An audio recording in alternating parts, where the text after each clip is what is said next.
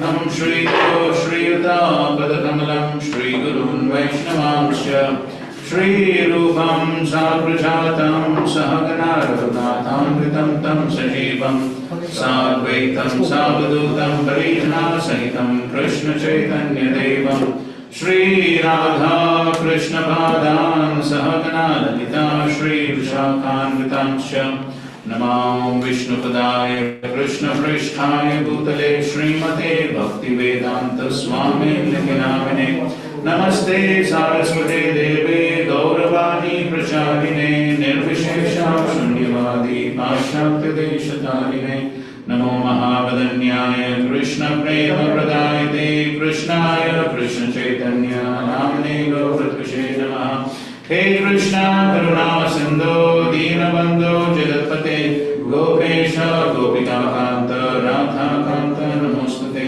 Raptakanchana Gaurangi Radhe Vrindavaneshwari Vrishabhanu Sute Devi Pranamami Hari Priye Vancha Kalpa Tarubhyascha Kripa Sindhubhya Evacha Patitanam Vaishnavebhyo Namo Namaha Jai Shri Krishna Chaitanya Prabhu Nityananda Shri Advaita Gadadhar Shrivasadi Gaura Bhakta Vrinda Hare Krishna Krishna Krishna Hare Hare Hare Rama Rama Rama Hare Hare Hare Krishna. So welcome everyone to this unit of the Bhaktivedanta course. So we're supposed to cover according to Adonishwar Prabhu from chapter 10 to chapter 14 of the 11th canto.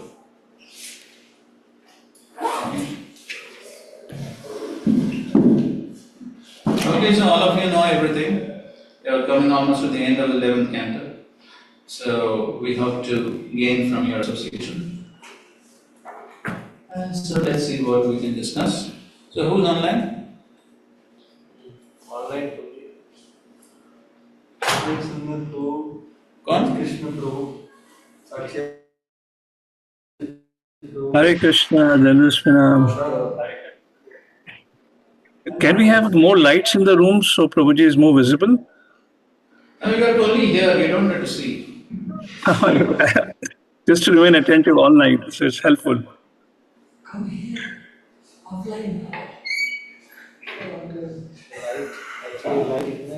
You're supposed to come. You have come. Okay, so we're starting with chapter 10, the nature of fruitive activities. So,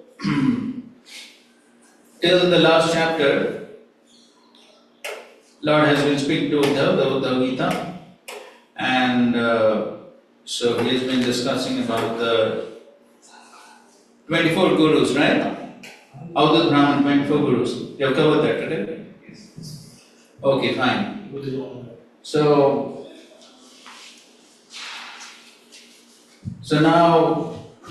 now the Lord is going to teach us how to become Avadut. You want to become Avadut? No one wants to become Avadut? Then why should we discuss this? Maybe already. Everyone is already Avadut. Already Avadut, na? Yes, everyone is already. Okay. Different form of. Arjaneshwar Prabhu, they said there's no need. Okay, now I'll look for my own view. Shri Bhagavan Vacha Mayoditesha Vahita Swadharmeshu Madashrayah Varnashrama Kulacharam Akamatma Samacharet. Recitation is together. The Supreme Personality of Godhead said, taking full shelter in me with the mind carefully fixed in the devotional service of the Lord as spoken by me, one should live without personal desire and practice the social and occupational system called Varnashram.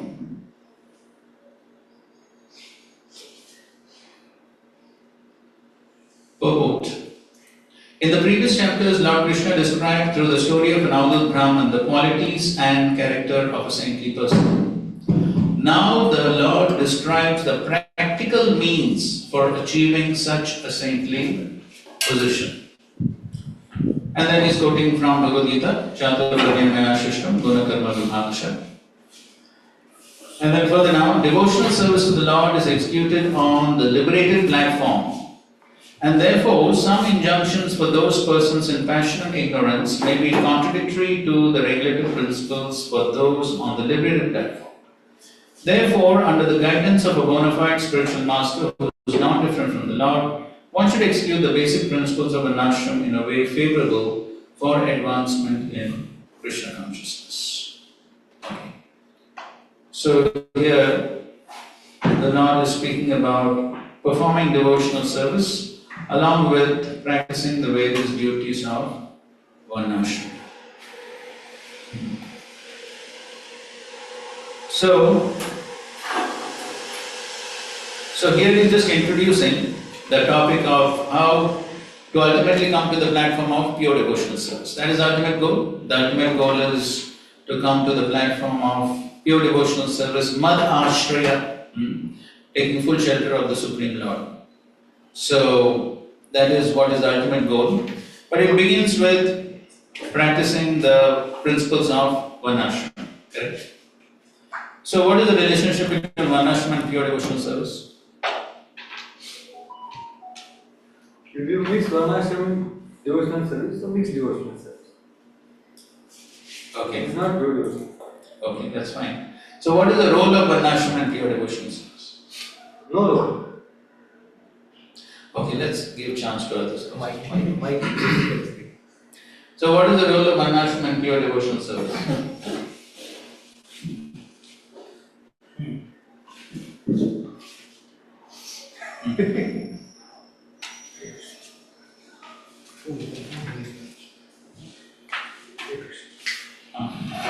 Varnashram is a platform where you can support pure devotional service to perform, because in Varnashram, Daiva Varnashram, Lord is kept in center and the activities are done like that by pleasing the Lord.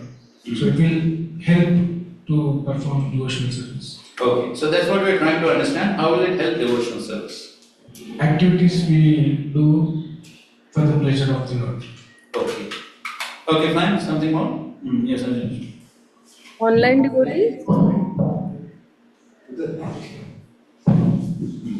So even these four regulative principles, they are not pure devotional service. Okay. Like no meat-eating, no Okay. gambling. So Okay. this is to bring us to Satoguna. Okay. And also the ashramas, brahmachari ashram, grihastha ashram, vanprastha ashram. So Prabhupada is specifically mentioned means after birth one should be born as a Dvija. Then Dvija means initiated by spiritual master. Even this process is also again it's a varnashram process. Like given a Upnayan, then he is qualified for reading Vedas, sanskaras are given, then he becomes Brahmana. Brahmajana Titi, then he becomes Vaishnava later. So it's not immediately rapid. It's a process. So we are born in ignorance in this world, and we have to take up the method in the scriptures given. And that's why even it is a regulated devotion when we say. So that is not Varnashram, that is purely. But still, when we are living in this world, Atah Pomgar Daja Seshta Varnashram Vibhagasa Samshitasya Dharmasya Samsiddhi Haritoshanam.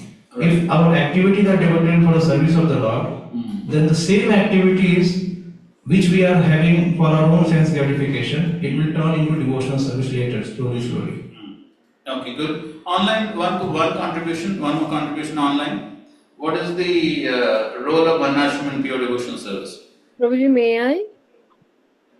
Go ahead. Prabhuji, what His Grace Arjuneshwar Prabhu said is correct. So what I feel is also that Varnashram is a means. Just 1 second, we can't hear you. Okay, just a minute, just a second. I'll increase it. Prabhuji, now you are able to hear me? They're trying to figure out technology in Varnashram. From here, my end, the speaker is pretty loud. Hare Krishna, Prabhuji. Am I audible? Hare Krishna. Now is it audible, Prabhuji? Right, इसका speaker उधर है नहीं वो laptop का speaker में लगा। हाँ बोलो। यस प्रभु बोलिए हरे Krishna. Hare Krishna. Now you can hear me, Prabhuji? Hare Krishna. Okay, Mataji was speaking. Go ahead. Yeah. So, as His Grace Arjuneshwar Prabhu was saying, is pretty correct that Varnashram is a means and not the end. When in the first canto, Dharma Svanishita Pumsa, so that duties actually are performed according to one ashram. But Varnashram has a value only when it is leading to bhakti. Without devotion to Krishna, it is simply just a social morality. And the purpose of Varnashram is only to please Krishna, because Varnashram will provide discipline, it will provide stability, it will provide even purity also, enabling one to work for the family, or or for renunciation, everything to actually Vishnu. But and bhakti is also independent. Yet varnashram is very helpful because savai pumsa paro dharmo. So pure bhakti is actually a So that is hetu. what you see. We are trying to understand how it is helpful. Yeah, so varnashram is just a means. Bhakti is not dependent on varna or ashram, and yet varnashram is removing the obstacles like uncontrolled senses or material attachments or some social chaos, and it is supporting devotional service, Prabhuji.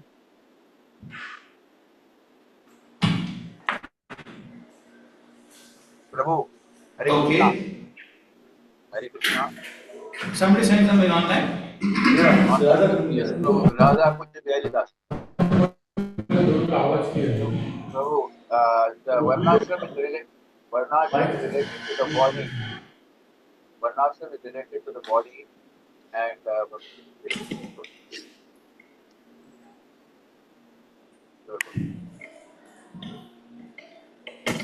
Hold on. Here's some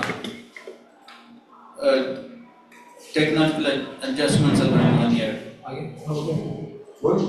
बोलिए प्रभु। Hare Krishna. Please speak now. Go ahead. Varnashram is related to the body, and नहीं पिछले हफ्ते किया था ना? पिछले हफ्ते किया था? Okay, fine, no problem. So we'll go ahead. So the basic point is that in the conditioned state we are all influenced by the three modes, and so therefore one cannot directly come to the transcendental platform. So therefore there has to be a system of gradual purification. And so therefore, according to the influence of the modes, one has different propensities, different psychophysical natures, and so accordingly one has to engage in different duties. But those duties have to be performed for the pleasure of the Lord. Swakarmana tam abhyarchya samsiddhi labate nara. So one has to perform swakarmana according to one's nature, engage in duties, but at the same time offer the results of those duties for the pleasure of the Supreme Lord, ultimately samsiddhi haritoshanam, and that's how one can gradually get purified by performing all one's duties, varnashram duties, duties of varna, duties of ashram, all those duties one has to perform with the ultimate goal for pleasing the Supreme Lord. And that is how that Varnashram system acts as a support system to come to the platform of pure devotional service, because one cannot immediately jump to the transcendental platform. And so therefore, the Lord is speaking about how one can come to that platform of always remembering Him. The ultimate goal is to Swadharmeshu Madashraya. So that is, Madashraya is the goal. But at the same time, Varnashrama Acharam, Varnashrama Kula Acharam, Akama Okay, so one should practice without material desires, akama. So that's what is required. So that's introduction to the topic. Now, the Lord goes on to describe, so how to come to that platform of akama, free from material desires. How to come to that platform, that is what the Lord is going to now describe. Second verse. Anviksheta vishuddhatma dehinam vishayatmanam guneshu tattva-dhyanena sarvarambha viparyayam. A purified soul should see that because the conditioned souls who are dedicated to sense gratification have falsely accepted the objects of sense pleasure as truth, all of their endeavors are doomed to failure. Okay? As in the purport, the first sentences, in this verse the Lord describes the process of becoming desireless. How to become desireless. So here he is saying that when the conditioned soul, he accepts the objects of sense pleasure as truth, then everything is going to be failure. Everything is going to have viparyayam. It is going to have opposite results. So, towards the end of the purport, the word Vishuddhatma indicates those who have purified themselves by executing the regulative duties of devotional service. They can clearly see the hopeless frustration of material life, and thus they become akam atma, or great souls free from material desire. So what is the meaning to become desireless? What does it mean to become desireless? Quote some verses to show what is the meaning of desireless. Bhakti Mukti Siddhikami Sakala Ashani Krishna They can't hear. Bhakti Mukti Siddhikami Sakala Ashanta Krishna Bhakta Nishkama Atayeva Shanta. Okay, fine. So everyone else has desire. So the devotee does not have any desire. Akam. Nishkama. So nishkama means? Doesn't have these three desires. Okay, he does not have those three desires. So bhakti, mukti, siddhi. Okay, fine. He has unlimited desires for Krishna. He has unlimited. Krishna scrutinizing Srimad Bhagavatam. So, Purport Prabhupada said that devotee has so many spiritual desires that the material desires will not have any place there. Okay, that's a good quote. So there should be, Srila Prabhupada writes that devotee has so many desires to serve Krishna, and by doing so one has higher taste. Yadpada pankaj balasha vilasa bhaktya karmashayam pratitamukratayanti santah tadvanna riktamatayo yatayo viruddha shroto ganastamaranam vajapasudevam. So Shroto ganas means what? Yes, the waves of sense gratification. So the waves of sense gratification are like the waves of the river. Can never be stopped. Karmashayam gratitam, hard knots, tight knots of karmashayam, the desire for fruitive activities. So very difficult to cut those knots. And so, Srila Prabhupada in the purport describes that, okay, so for the jnanis, yogis, it's very difficult to ultimately give up these tight knots of the false ego leading to desire for sense gratification. Even the highly renounced yogis still may maintain desires for sense gratification. You know the pastime of those two yogis, right? Himalayan yogis? Huh? Everyone knows, right? Tell in brief. You know? He doesn't know. Tell. See, the mic is there. Yes, I don't know. No details. You tell the essence. There were two yogis and one person was become famous. Many people would go to him.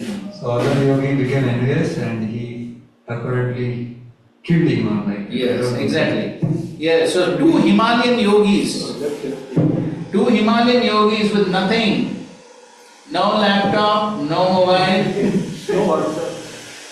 No mobile, only then where was it? Nothing, only Kopin and Kamandalu. Break now there will be great time in the Himalayas now. This happened when? This happened many years back. And this is there in the journey home. And it was Nadan Maharaj speaks this in a lecture also.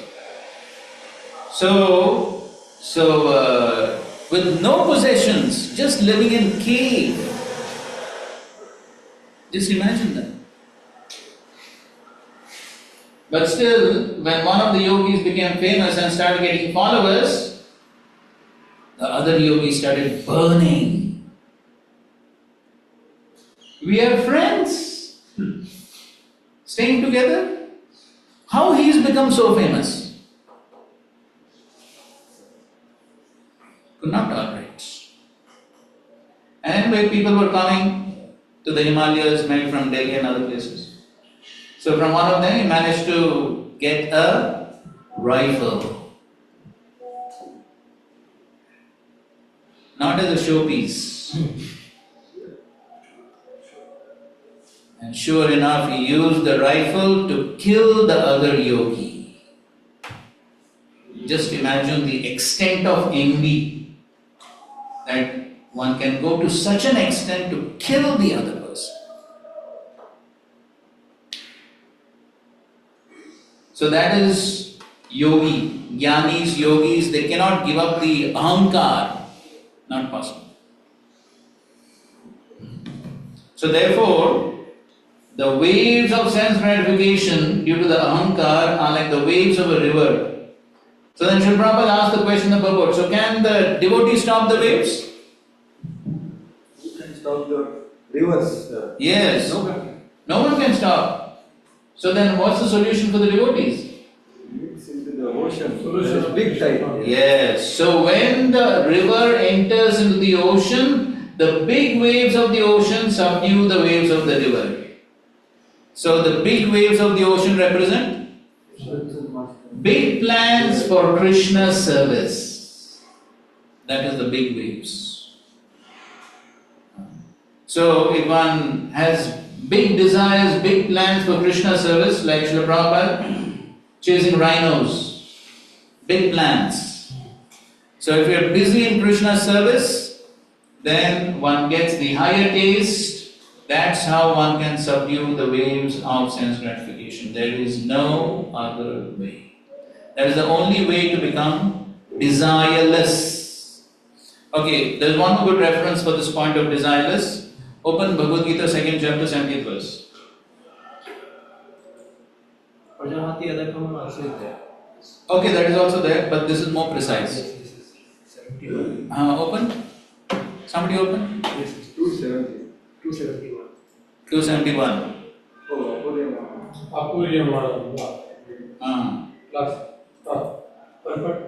First recite the verse. 271. It's 71. Wait, one second. So, 70 is what? Apuryamanam. It is Apuryamanam. Okay, 70, it's correct. Yeah. Apuryamanam achalam pradishtam samudramapam pravishanti yadva tadvatkamayam pravishanti sarve sashantimapnoti nathanagami. Read you begin reading the purport. Although the vast ocean is always filled with water, it is always, especially during the rainy season, being filled with much more water. But the ocean remains the same, steady. It is not agitated, nor does it cross beyond the limit of its spring. That is also true of a person fixed in Krishna consciousness. As long as one has the material body, the demands of the body for the sense gratification will continue. The devotee, however, is not disturbed by such desires because of his fullness. The Krishna conscious man is in need of not in need of anything, because the Lord fulfills all his material necessities. Therefore, he is like an ocean, always full in himself.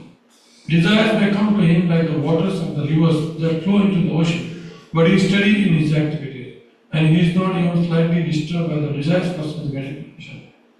That is the proof of Krishna conscious man, who has lost all inclination for the material sense gratification, although the desires are present.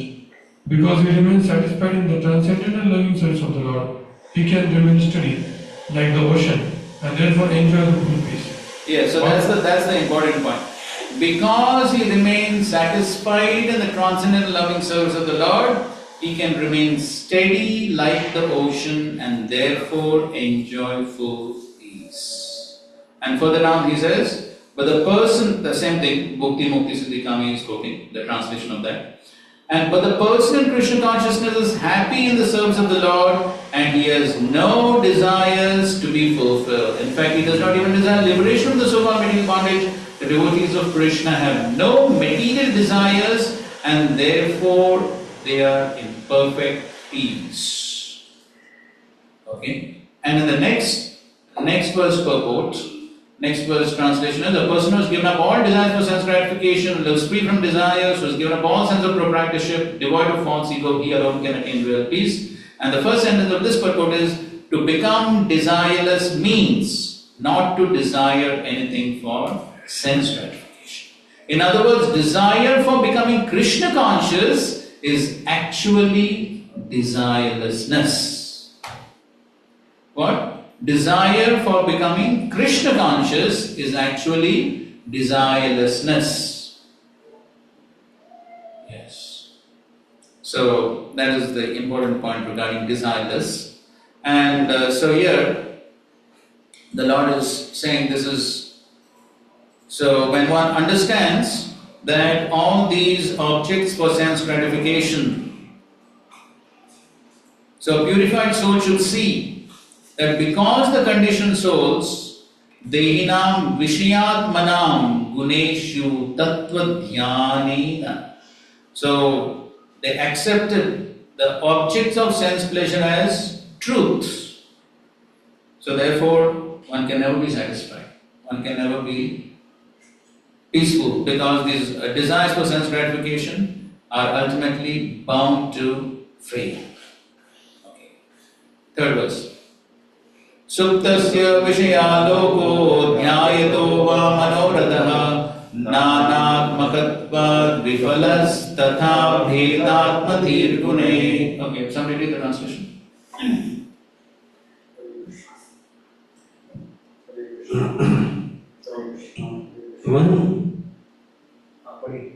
One who is sleeping may see many objects of sense gratification in a dream. But such pleasurable things are merely creations of the mind and are thus ultimately useless. Similarly, the living entity who is asleep to his spiritual identity also sees many sense objects, but these innumerable objects of temporary gratification are creations of the Lord's illusory potency and have no permanent existence. One who meditates upon them, impelled by the senses, uselessly engages his intelligence. Yes. So just like in the commentary to the previous verse, Vishnu Thakur's commentary, he says, by meditation on a spiritual goal in relation to the happiness derived from sense objects, we should see that all endeavors give opposite results. He should see this repeatedly. Becoming convinced of this, he then becomes devoid of material desires. So one has to become convinced of what? That these material desires can never be fulfilled, they can never give happiness, they are only going to give opposite results. So in the Bhagavad Gita also, first chapter, Arjuna spoke something about opposite results. What is it?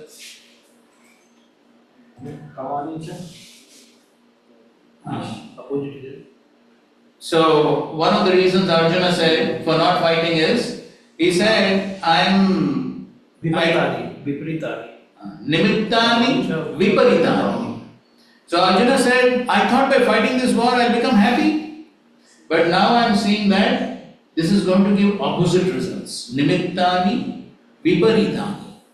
So therefore Arjuna says, no, why should I fight this war? I thought it will give me happiness, but I don't see any happiness here. So there also Srila Prabhupada explains this is the nature of material life. So on the material platform, one may try to fulfill one's desires. Same word is used here also, right, in the previous verse. Viparyaya. Viparyaya or Viparitani. Things will turn out to be just the opposite. One may have big plans to achieve something, but the results could be opposite. Do you have any experience like that?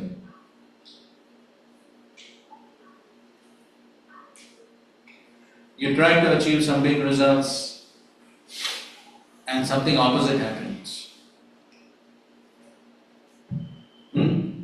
I was trying to go into IIT by giving gate. Okay, that is in the material life. Material life, of course, that's it. We're talking about after coming to Krishna consciousness. After coming to Krishna consciousness, you made some big plans on a material platform. Then we begin with some material thing like because till the time online any contributions?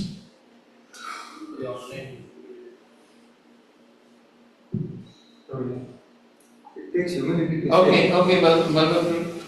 Not saying the Bhaktivedanta, Jesus Pasija Boga, Atantu, Tashirutu. So in 2019 we made a good plan to approach multiple colleges, and next academic we will start our programs in 2020. But COVID came up, everything stopped. Okay, yes, so COVID foiled many plans of many people. Yes. So in that way, yes, so there could be so many experiences, so many of all of us have. So therefore on the material platform, the results could be opposites. But on the spiritual platform, there is never loss. Yes, Prabhu. Like last year we planned for Buddhist mission. We thought we will cross 10,000. I got a nice facility for brahmachari, very nice. But for 15 days we were able to distribute only 500 books only. Then we were just praying to Prabhupada that we don't want facility but we want distribution.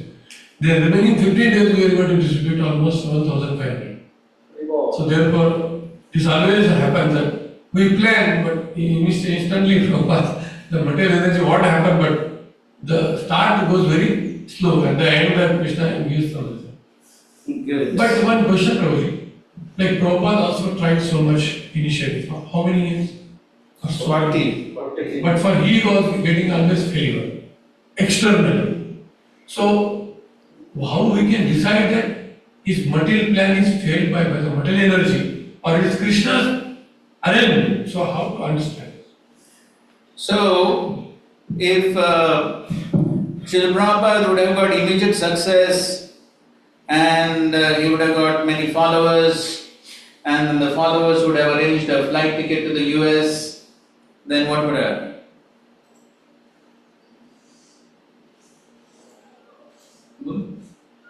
Then what would happen?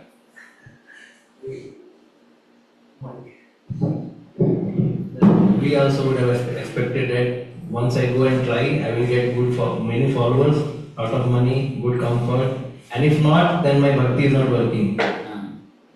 Yes, that is one point. Good point. What else? We will not go and come to America. Maybe, that's also possible, maybe. But of course that was instruction of spiritual master. Huh? Then we cannot depend on God. We cannot follow the law of values so that I will plan, I will get success. Okay. Dependence will reduce on the God. Okay, dependence on the Lord will reduce. Okay, that's also a good point. The Paschyata Deshatarine wouldn't have. Like this will not manifest. So, now we glorify Srila Prabhupada for his great struggles, initial struggles. And so Prabhupada is of course always glorious, but then he became more glorious because of the struggles. And then that always becomes the benchmark in devotional service. So now Srila Prabhupada's struggles are to such a degree, nobody now can ever say that I am struggling as much as Prabhupada. That means one is always humbled in one's devotional struggles. Srila Prabhupada set such a high benchmark. 70 years of age, so much of struggle. Nobody in the rest of history can ever say, my devotional service is very... If anybody says that, we can immediately point out, are you struggling as much as Prabhupada? So therefore, that is, for pure devotee like Srila Prabhupada, everything is perfectly Krishna's plan. As far as we are concerned, well, for a devotee also, for ultimately everything is being orchestrated by Krishna. But then yes, how we perceive it depends upon whether we are influenced by the external energy or the internal energy. The best example is that of Vidura. So when Vidura was thrown out by Duryodhana, you know the long purport in the third canto? Yes. So Duryodhana was being influenced by the external energy, but Vidura was being influenced by the internal energy. Therefore he understood the plan of the Lord, and therefore he went on. So my question is that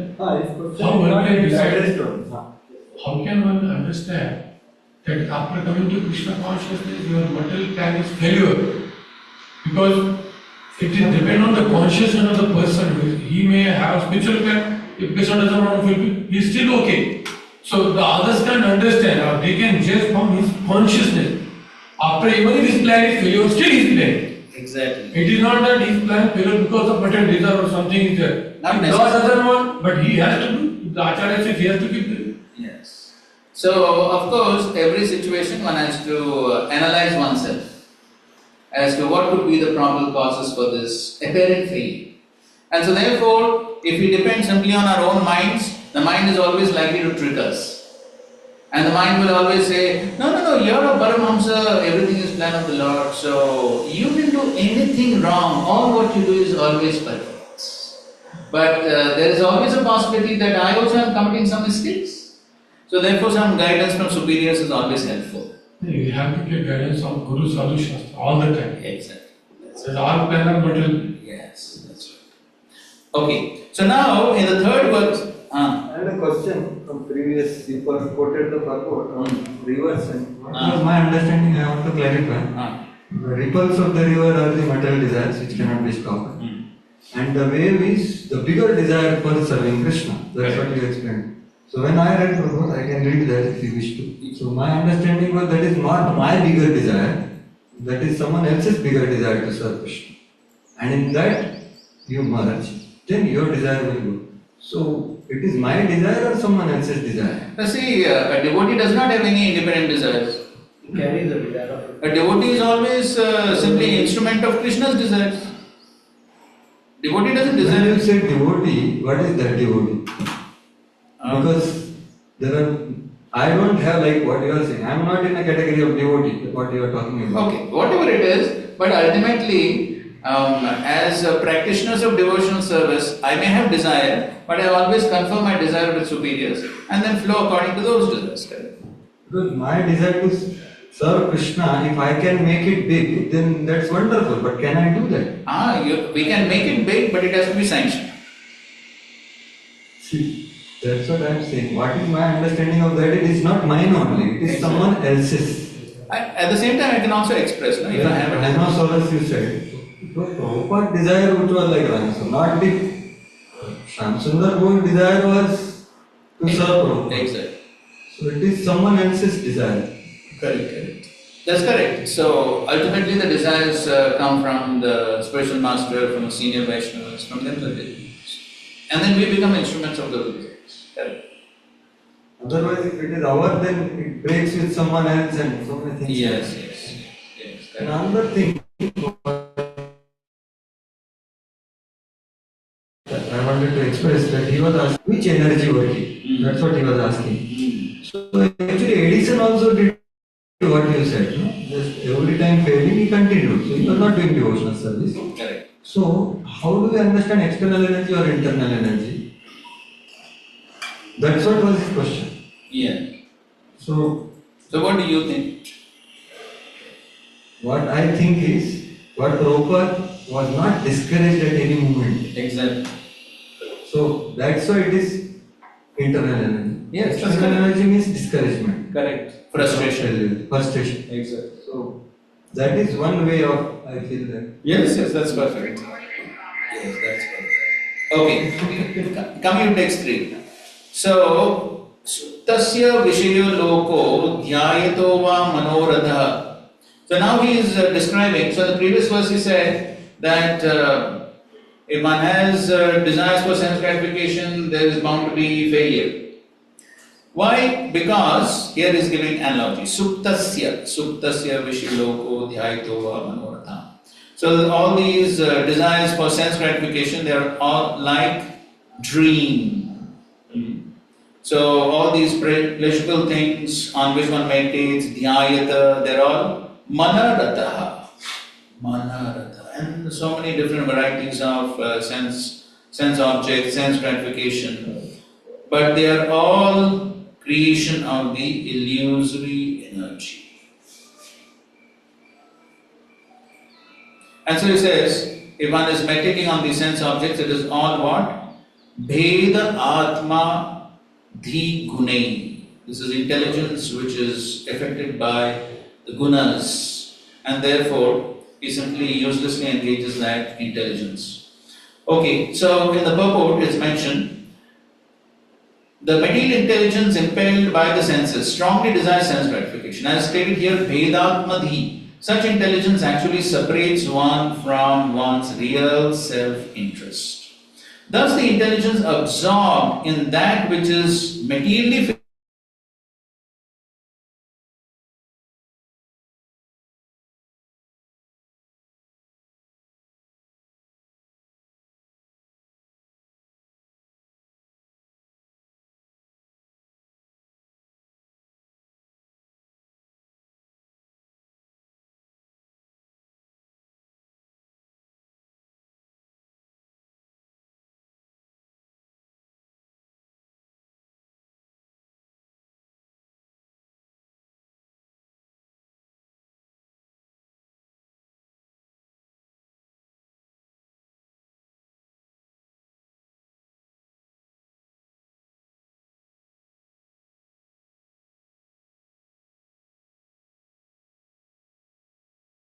this program of sense gratification to another, ignoring the simple fact that all material things are temporary and will disappear.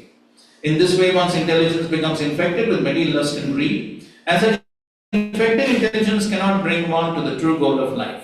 One should hear from the bona fide spiritual master, whose intelligence is pure, and then one will come to Krishna consciousness, the highest perfection of life. Okay, so if one is not Krishna conscious, then he will be uselessly dreaming.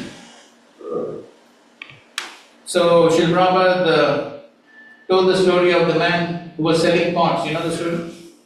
The man who was selling pots, who was going to sell pots, and then on the way he had a nap. So Sri Guru Prabhupada knows the story. Tell.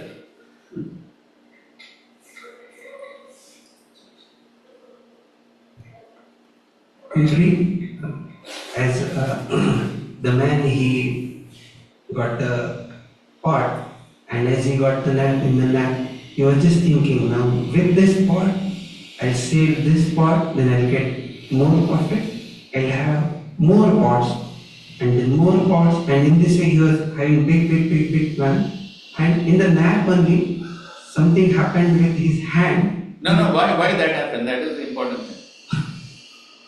So then he thought, okay, I'll sell so many pots, I'll get money, and then what? Get married. And then get married, and then the wife is there, and if the wife does not obey, then I will kick. And then in his dream is thinking of kicking his wife, but externally he kicks and hits the pots break. And all his plans smash to dust on the spot. So that's how all these plans for sense gratification. When they keep on dreaming, having so many different plans, they will all be finished. Okay.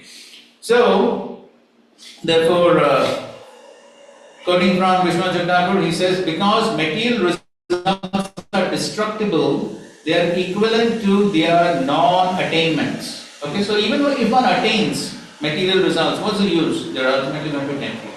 Spiritual results are not obtainable by material senses. That is explained in this verse. Because of taking support of many material objects, these perceptions in sleep have no spiritual result. Because the intelligence takes support of various material objects, Vedatma, by the material senses, it yields no spiritual result. Intelligence simply being individually aware of various objects made of the gunas by means of the senses does not yield spiritual results. The results are like objects experienced in dreams, generated from the mind, since they take support of material objects, either auspicious or inauspicious. But intelligence which takes support of the Lord alone yields spiritual results. There is oneness in this perception of intelligence concerning the Lord's form, qualities, pastimes, devotees, since one cannot separate them, since they are all spiritual and since they are all auspicious. And then it's quoting Vyasayatmika. So in the Bhagavad Gita 18th chapter, Krishna speaks about 3 types of intelligence, correct?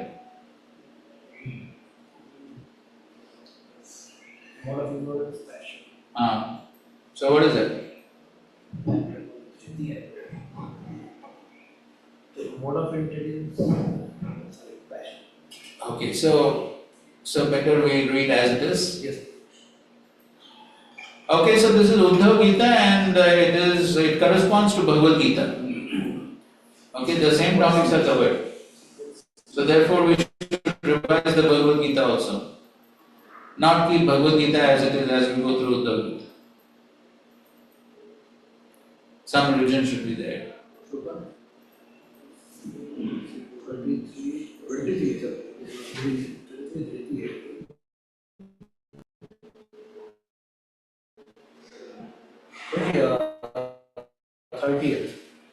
Thirty. 18.3.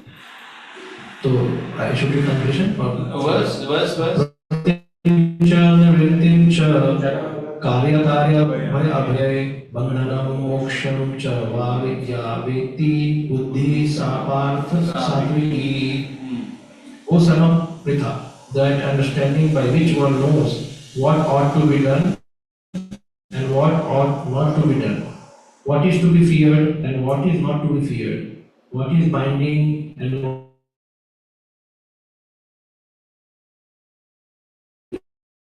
is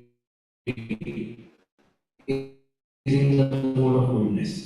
Okay, moksha. So one has a clear discrimination. Mode of goodness, clear discrimination.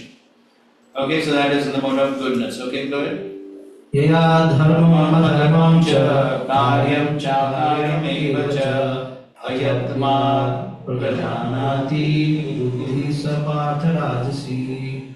O son of Pritha, that understanding which cannot distinguish between religion and irreligion, between action that should be done and action that should not be done, is in the mode of passion. Yes, so one cannot distinguish between dharma, adharma, karya, akarya. One cannot distinguish. So this buddhi is in the mode of passion. Why one cannot distinguish mode of passion? Why? Longing for something. Yes, so one is so attached to the fruitive results, so one is dragged to perform actions on the basis of fruitive results. So then he does not bother about what is to be done, what is not to be done, what is dharma, what is not dharma. He gets covered over by the fruitive mentality. And therefore he cannot distinguish. He is impelled by the mind and the senses. And the next.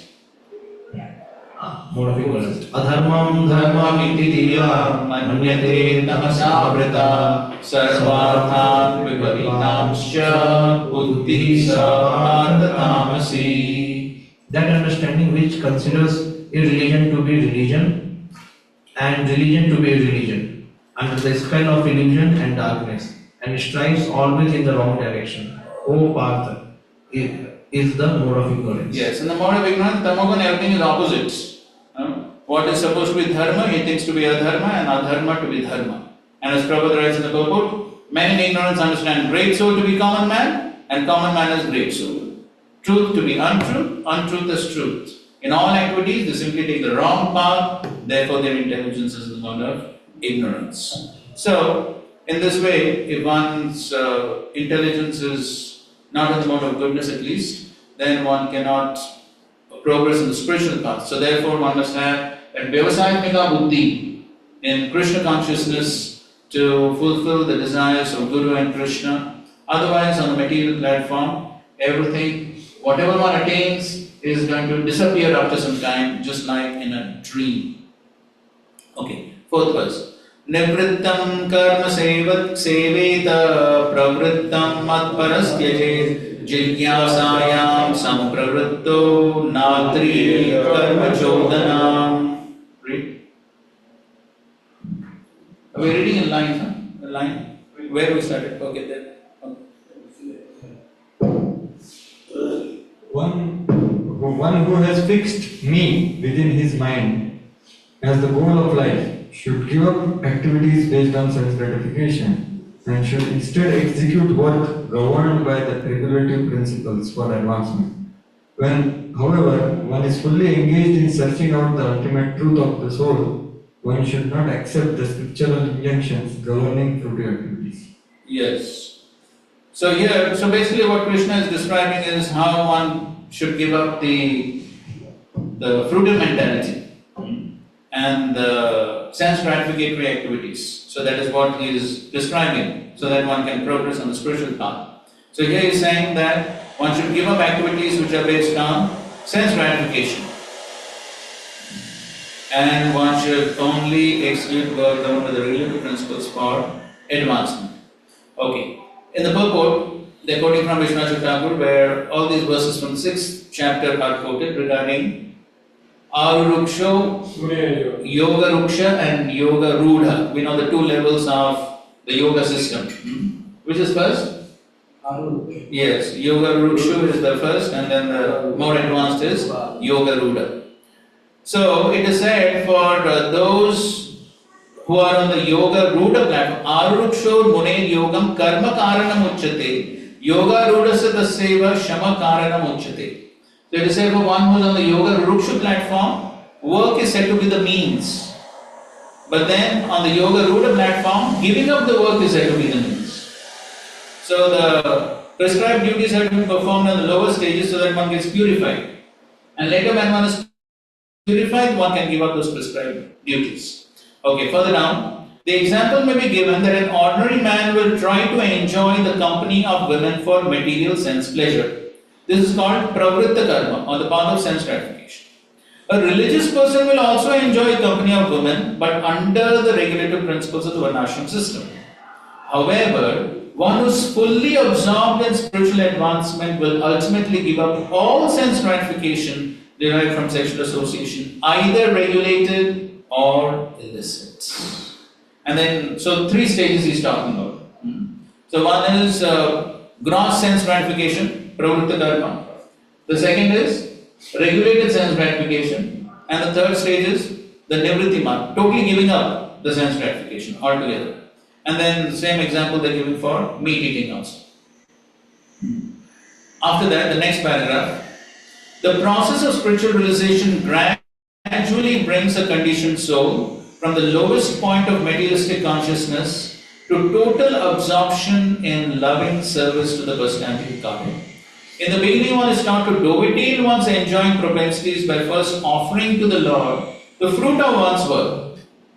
In the advanced stage, however, the impulse to execute fruitive activities, karma chodanam, is absent, and one simply engages in the loving service of the Lord without any selfish motive. For example, a renounced sannyasi preaching Krishna consciousness, or even a renounced householder preaching Krishna consciousness, is not required to execute all of the injunctions governing sense gratification of family life. Ultimately, every human being should take to the transcendental duties of Krishna consciousness. Rather than working to fulfill one's own desires and then offering the results to Krishna, one should fully engage in pleasing the Lord directly according to his own intimate desires. the last paragraph. According to Srila Bhaktivedanta Saraswati Thakur, any attempt to enjoy the material world either religiously or irreligiously ultimately will be full of contradictions. One should come to the platform of desirelessness, pure love of Godhead, and thus solve all the problems of life.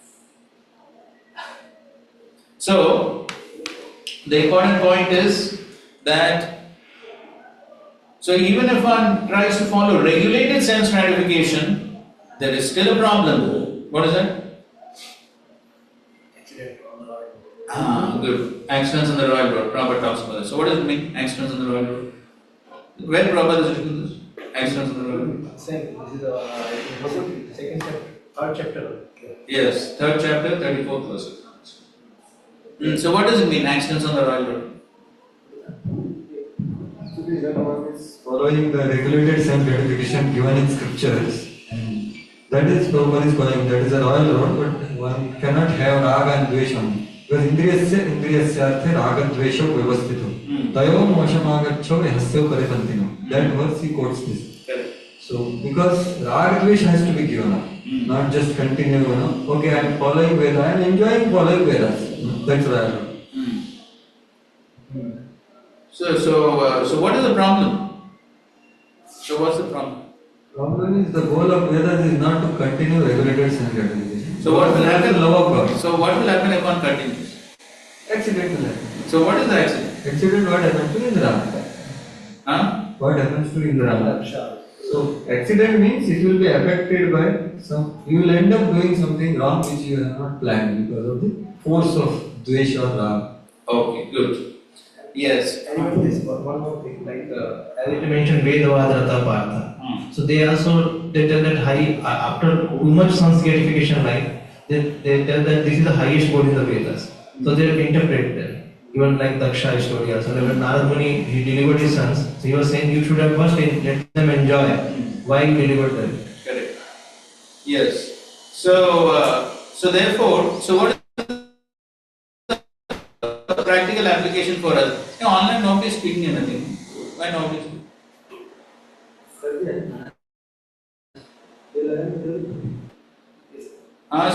So what is the practical application for us? This Siddhanta that we are discussing here. What is the practical application for us?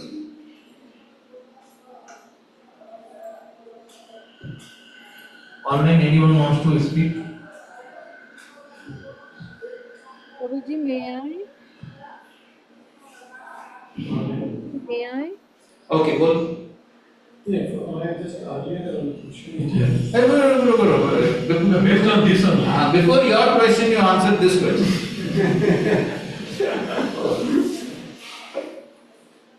So what is the practical implication for us? This point of regulated sense gratification. So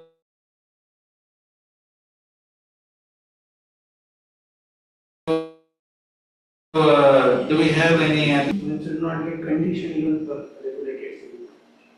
Okay, you're making a theoretical statement. So how is it applicable for us?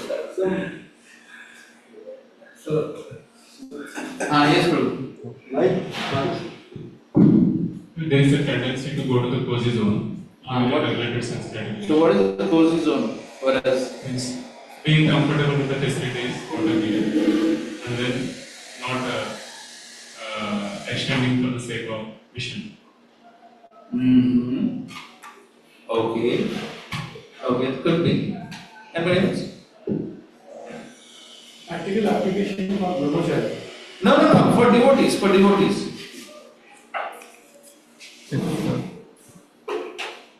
We just read it in fact.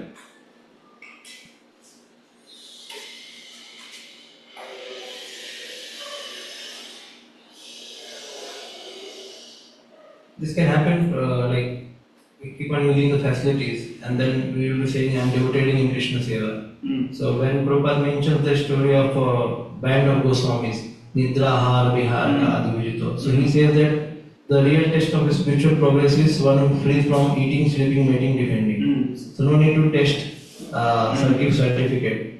So Prabhupada sets the highest example and he said that these Goswamis left everything. They could have been in the regulated devotional service and practice nicely. But they set the example for all of us. So we should act like the Goswamis. No, so we should at least aim to broaden the field of our activities more and more, so that we can overcome our bodily conception, attachment to the body. Because of bodily conception only, we are still attached to this regulated sense gratification. Okay. So the more we practice Krishna consciousness with this spreading, like the fulfilling the desire of the Lord and purifying our consciousness, the more we'll be going towards this transcendental attitude of serving, not only regulated sense gratification. Okay. Prabhuji, here Prabhupada is telling her in his commentary that one should fully engage in the pleasing the Lord directly according to his own intimate desires. Yeah. Give everything. That is the important statement. Rather than working to fulfill one's own desires and then offering the results to Krishna, one should fully engage in pleasing the Lord directly according to his own intent. Capital H. Yes, that is what capital H, the Lord's desires. Yes. So therefore, so for us the practical application is, so one may continue to work on the Yad Karoshi platform, but that is not the topmost. So Yad Karoshi Yadashnasi, there Krishna is saying, okay, you do whatever you like and then offer. So that is on a lower platform. The highest platform is to act according to what is Krishna's plans. Through his empowered acharya. Yes, that's correct. Then for that purpose, you may travel in flight, you may travel by walk, but doesn't matter. The main point is this. Yes, that's correct. So therefore, but sometimes we may land up into the zone of where we are trying to fulfill our own desires. We are trying to fulfill our own desires by Krishna consciousness. But again the same point that we should not. We are supposed to only fulfill Krishna desires. Yes. So that is what is being said over here.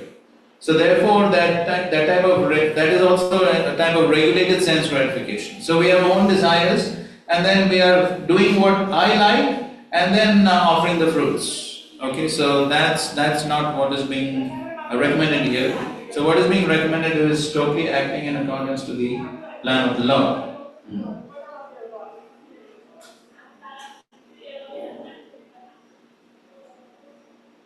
Okay, fifth verse. Yaman avikshanam seveta niyaman matparah vachit madhavinyam guru shantam upasita madatmakam. Okay.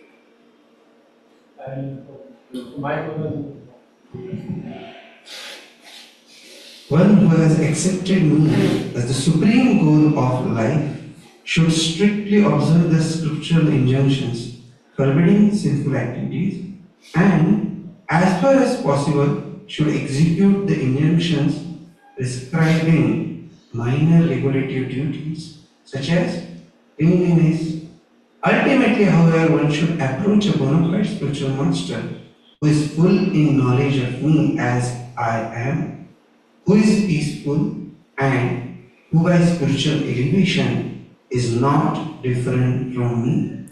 Okay, so in this way, if one wants to make Krishna as the supreme goal, then one should strictly observe Yaman, major regulative principles, and it's not about Niyaman, that is minor regulations, such as cleansing the body.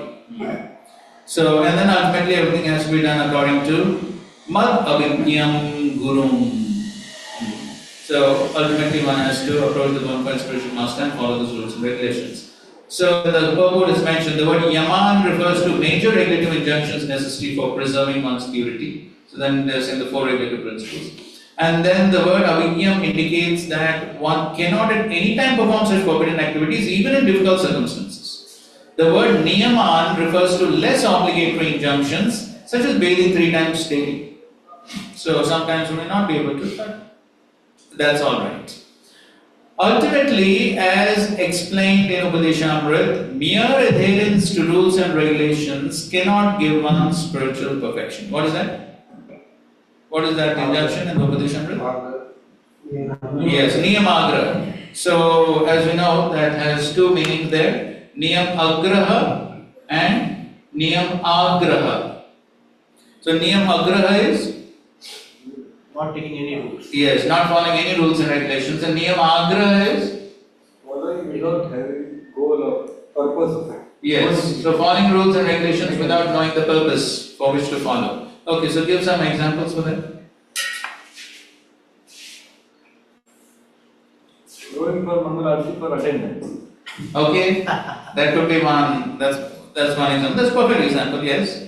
So just going to Mangalarti because there is attendance and report will come after 1 month. Yes, or whatever.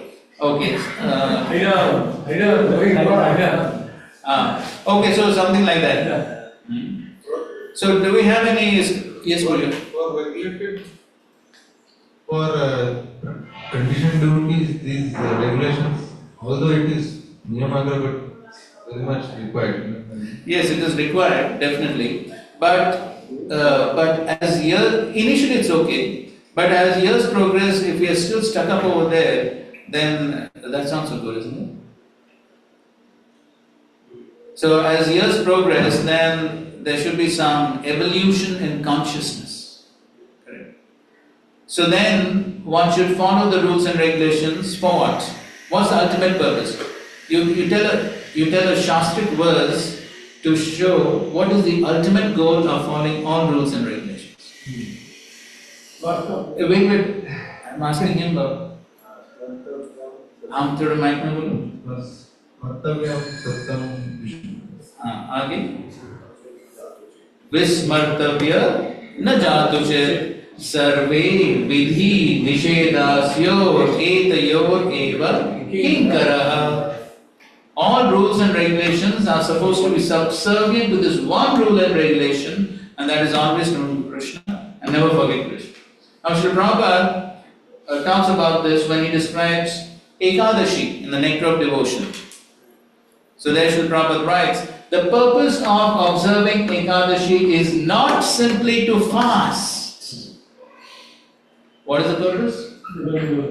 What's the purpose? Remember Krishna. So yes, to increase the remembrance of Krishna, increase serving Krishna, chanting the holy names. Huh? Yes, to come near to the Lord. So if one simply fasts, I will sleep throughout the day, but I will do nirja. So we know that Nirjal Ekadashi once a year. So then some devotees actually become fanatic on that Nirjal Ekadashi, including I've heard, including some temple presidents. So in one particular temple, the temple president said, everyone here has to observe Nirjal at any cost. It doesn't matter if we are admitted to the hospital next day, it doesn't matter. Prabhupada never encouraged this thing. Yeah, that's the point. So therefore, it's not that one simply follows rules and regulations like that. So the ultimate purpose must be very clear for following all those rules and regulations. And that purpose should be more and more in the forefront as one makes progress. Whether it is attending Mangalarti, or whether it is attending Srimad Bhagavatam class, or whether it is attending this class, or for that matter, any activity in devotional service, the goal must be very clear. So after spending 20 years in the ashram, if one is still attending Mangalarti because somebody will say something, then one has not really made much progress. So the main purpose for attending Mangalarti is because the Lord will be pleased to see me there. The pleasure of the Lord, that's the purpose. So every devotee should evaluate one's own progress. And that is what Krishna is talking about here. Here Krishna is speaking to Uddhava. How to make progress in devotional service, that's what he's speaking about. So not simply to get stuck up on the platform of either regulated sense gratification or simply following the rules and regulations for the heck of it. So not that type of practices. So the ultimate purpose is always remember Krishna, never forget Krishna, and that will only happen when one pleases Krishna. Okay? So that point must be clear. Now, so in the same context, we also discussed the principle of, here as the point is being made about higher rules and lower rules, correct? Higher rules and lower rules. These two things are being mentioned over here. So, what are the examples where lower rules can be compromised for higher rules? Actually, we can have a very long discussion on this. Well, let's hear something from others. What are the examples of breaking lower rules for higher rules? From scriptures. Yes, scriptures. Everything what we speak is on base of scriptures. Yes, Guru. Prabhupada said to some devotees, like he said to Pakistan or China, eat meat but preach.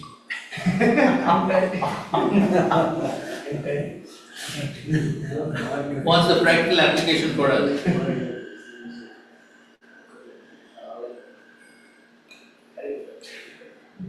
This instruction can be explained to. Now the first, we don't want to get into the details of this. But the first thing is, how many times did Srila Prabhupada say this in the first place? and that's the first thing. And the second thing is, what's the context in which he said it? That's the second thing. Right.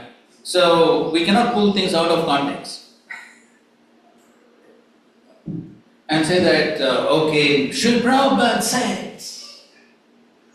No, so, well, that's an exception. That's an exception. So what's the relevance for us? Okay, anyway, we are asking for some Shastric examples, past times, where this principle of breaking a lower rule for a higher rule. Online. Past time. Govinda Krishna. Govinda past time, tell. But I'm just wondering, why online no one is speaking today? I think we are speaking, it's not audible. No. Please, anyone who wants to speak, please speak. Technical problem from your end, probably. It's not audible. Hare Krishna, we'll fix up during the break time, but still we can hear. Please speak. Near to your microphone, please. Be there. Hare Krishna, Prabhuji, can you hear me? Yes. Prabhuji, if you see in Srila Prabhupada's time, where he gave Brahminical initiation to, women also or men also without birth qualifications, and Malechas also becoming Vaishnava. So the lower rule was that it was Varnashram rigidity, but the higher rule is that Yara Dekha Tare Kaho Krishna Upadesh. This is what he did it. Okay, fine. Okay, so of course there. Not precisely, of course, that was the Pancharatrika system. There's a Vedic system and the Pancharatrika system. So the Vedic system had all those rules according to birth and so on. But the Pancharatrika system is, anyone has a desire and one is sincere in following the process is given to the spiritual master and to be purified. Okay, fine. Okay, you tell the Govinda first time. So Chaitanya Mahaprabhu was very tired when he came to Gambhira and he then lied down. On the doorway only he lied down. And then Govinda had a service of massaging the feet of the Lord. And then he was perplexed how to go inside because the leg was stretching across. Locking the door. Yeah. So then he put the cloth on the Lord's body and then he crossed across his body. And then he massaged his body and then Lord Chaitanya Mahaprabhu, and he did not go away from there. And then Lord Chaitanya Mahaprabhu said, how did you come here? So then when Mahaprabhu woke up, he saw that Govinda was still there because normally he would go for prasad after that. But he saw he was still there. So then he said, why you didn't go for prasad? Then? So he did not speak. He speaks in mind actually. So what he says? For your service I am ready to go to hell. But for my own sense gratification I cannot break the principle. Yes, I cannot even imagine of committing even a small trace of offense. Okay, so that's the lower principle. What's the lower principle there? So lower principle is taking prasadam here. The lower principle is? Okay. Crossing. Yes, one cannot cross the body of a Vaishnava. So he broke that lower principle for the higher principle of Service. Yes. So this is also explained. This is also explained in the same 11th canto. You have already covered that verse, right? Of running with the eyes closed. What is the verse? You know the verse?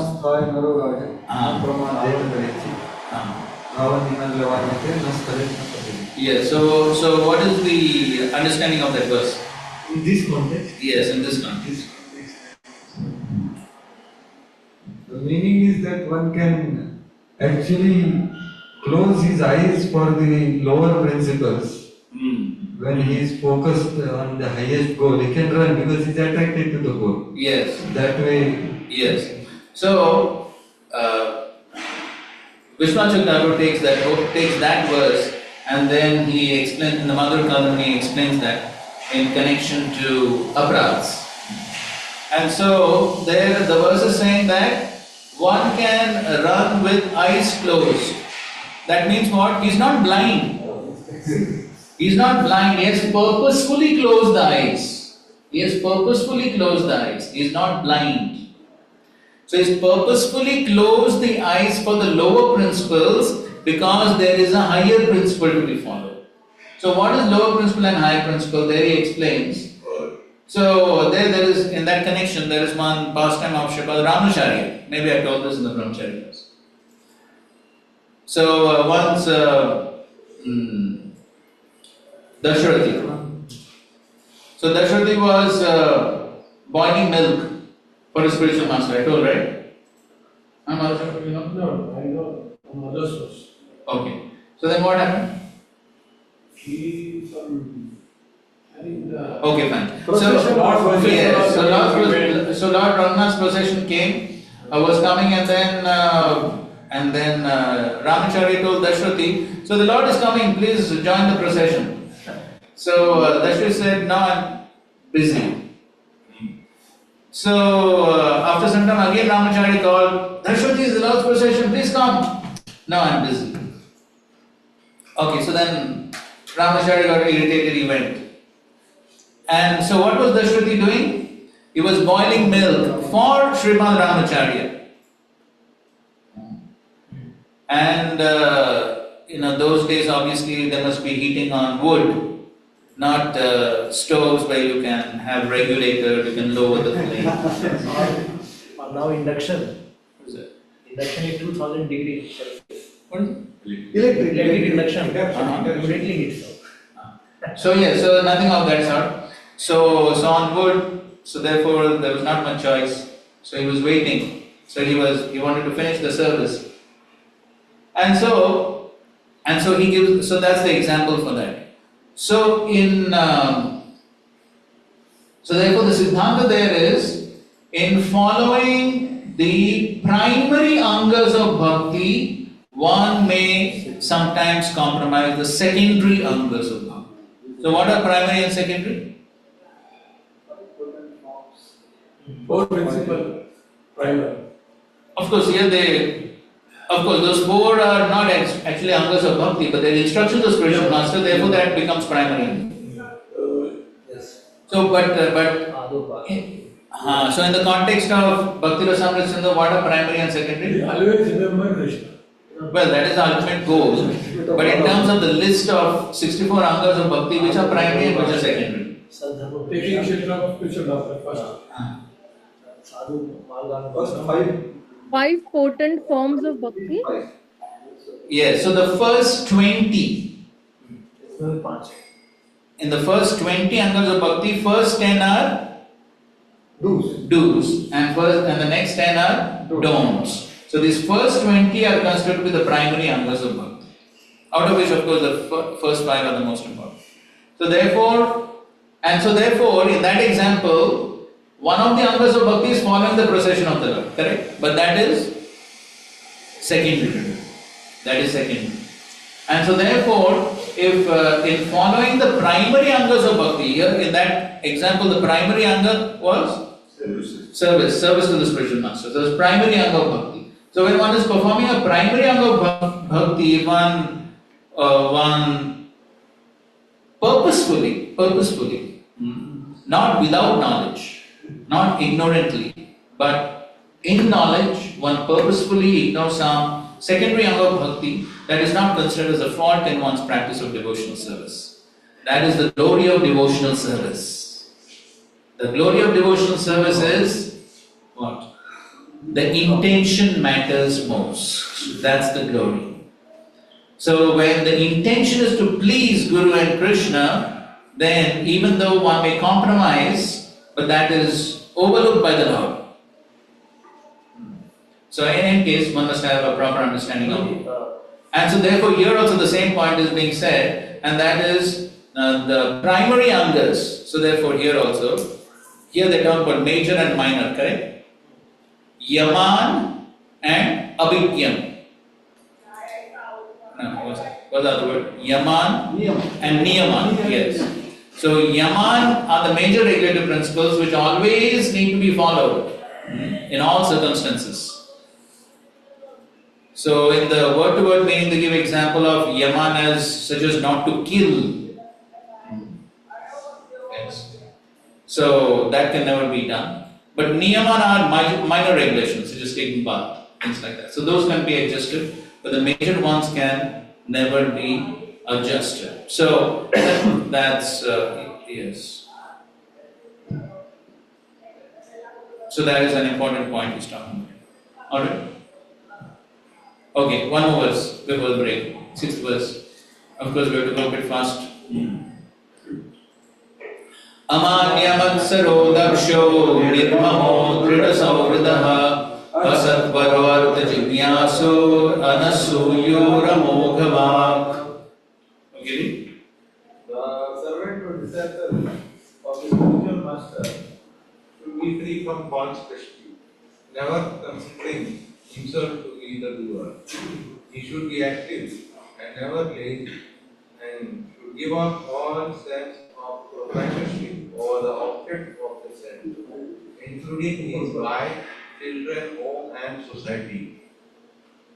He should be endowed with feelings of loving friendship toward the spiritual master. He should never become deviated or bewildered. The servant or disciple should always desire advancement in spiritual understanding, should not envy anyone, and always should avoid useless conversation. Okay, so here the Lord Himself is speaking about various qualities, various activities which one should do in order to advance on the spiritual path. So here everything the Lord is speaking is for spiritual advancement, so that one can become Paramahamsa. That is the goal. That's why He's speaking all this. Okay, so now we are going to do some extempore speaking. See here there's a list of qualities. Everyone should speak on one quality. Okay? No preparation. This is Bhaktivedanta. We are coming to the end of Bhaktivedanta, so no preparation required. On the spot, you should be able to speak. Okay? So where is the mic? Okay, so you only begin. So the first quality here is what? Amani. Say something. Free from false prestige. Say something. Not having ego, false ego. आगे कुछ बोलो.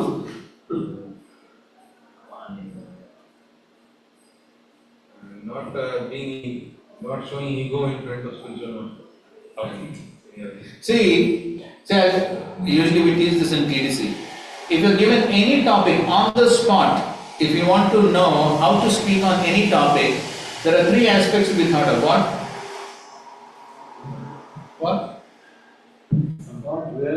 Say. Yes. What, how, why. You think about these 3 things, you can prepare on the spot. You can prepare. This is the way to prepare on any topic for any class. You think of at least these 3 aspects and add it to that. Then you add what? Some Shastric examples for each of them. That's how you prepare a class. Finished. Now speak.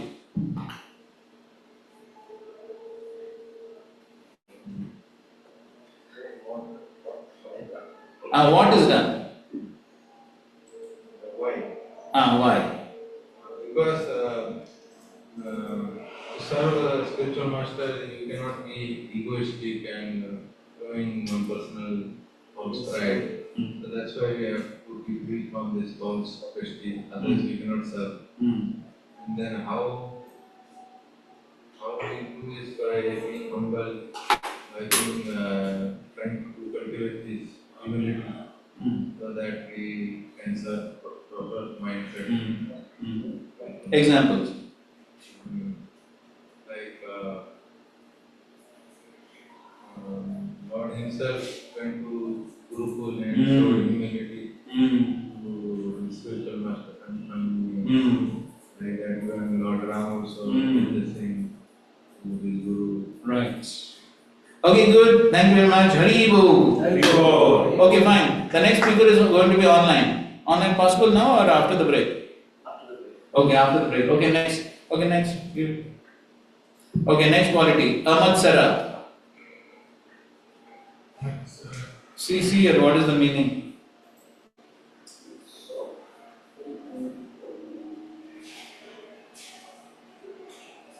Not considering yourself. Feeling energetic towards No envy. No, see here what meaning they are giving. Not considering yourself is the doer. Sixth verse. Amatsara, not considering oneself to be the doer. Word to word meaning. The word to word meaning is feeling enmity towards no one. That is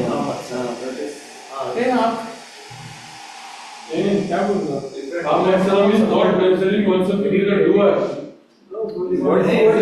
Now Amatsara. Matsara means enmity. इसमें word to word meaning इसमें क्या है? थोड़े book में अलग-अलग है। आप किस में क्या? Amatsara means feeling enmity toward no one. Okay, maybe some editing has taken place maybe. Okay, of course we know Matsara means envy and Amatsara means no envy. So that no enmity. Okay, ठीक है बोलो.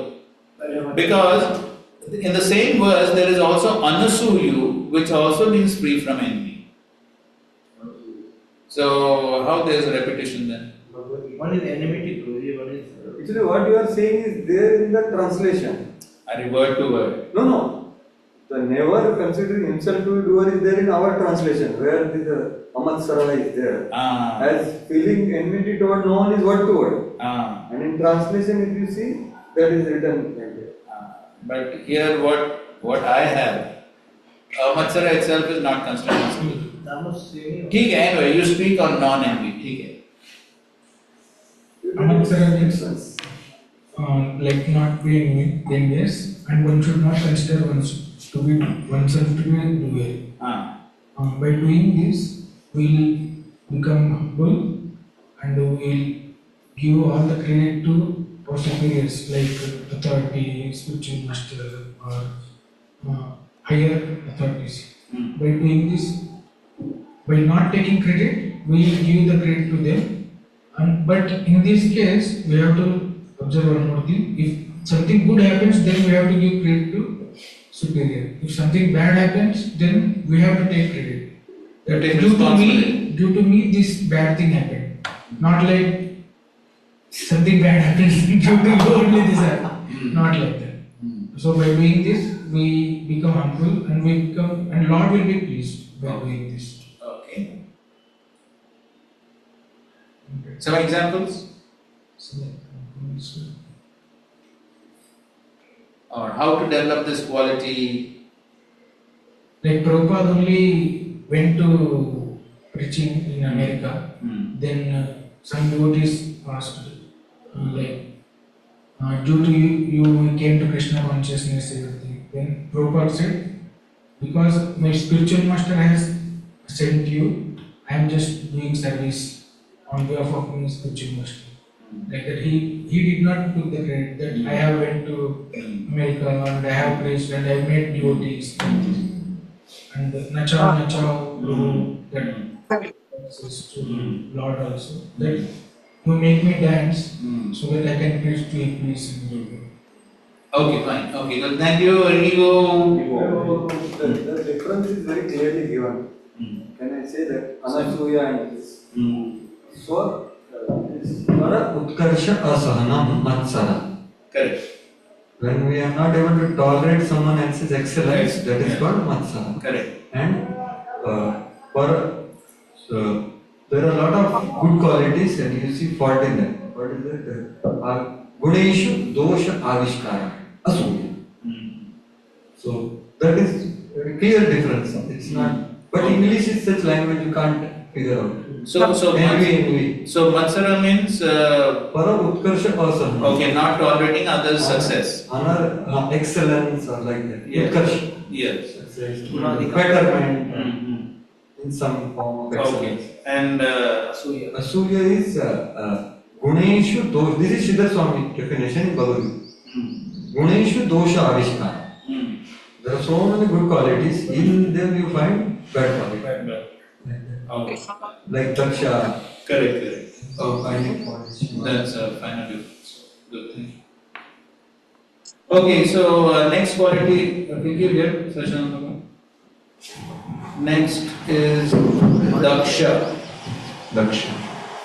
Without laziness. So laziness is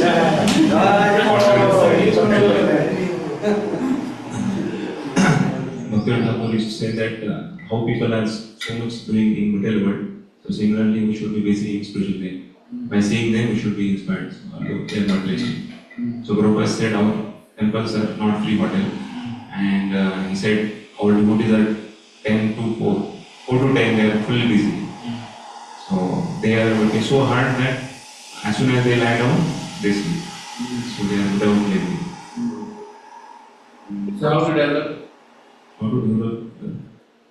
Being those who are no lazy, there is so much enthusiastic devotees, plus being under someone whom we are approaching accountable. Then we never lose any time and always use in Krishna service. And Krishna is the time, so we should respect Krishna by using that time in proper engagement. Example, Prabhupada, how he was fully busy all the time, plus Bhaktivedanta Thakur, how he was having that schedule, not even Goswamis.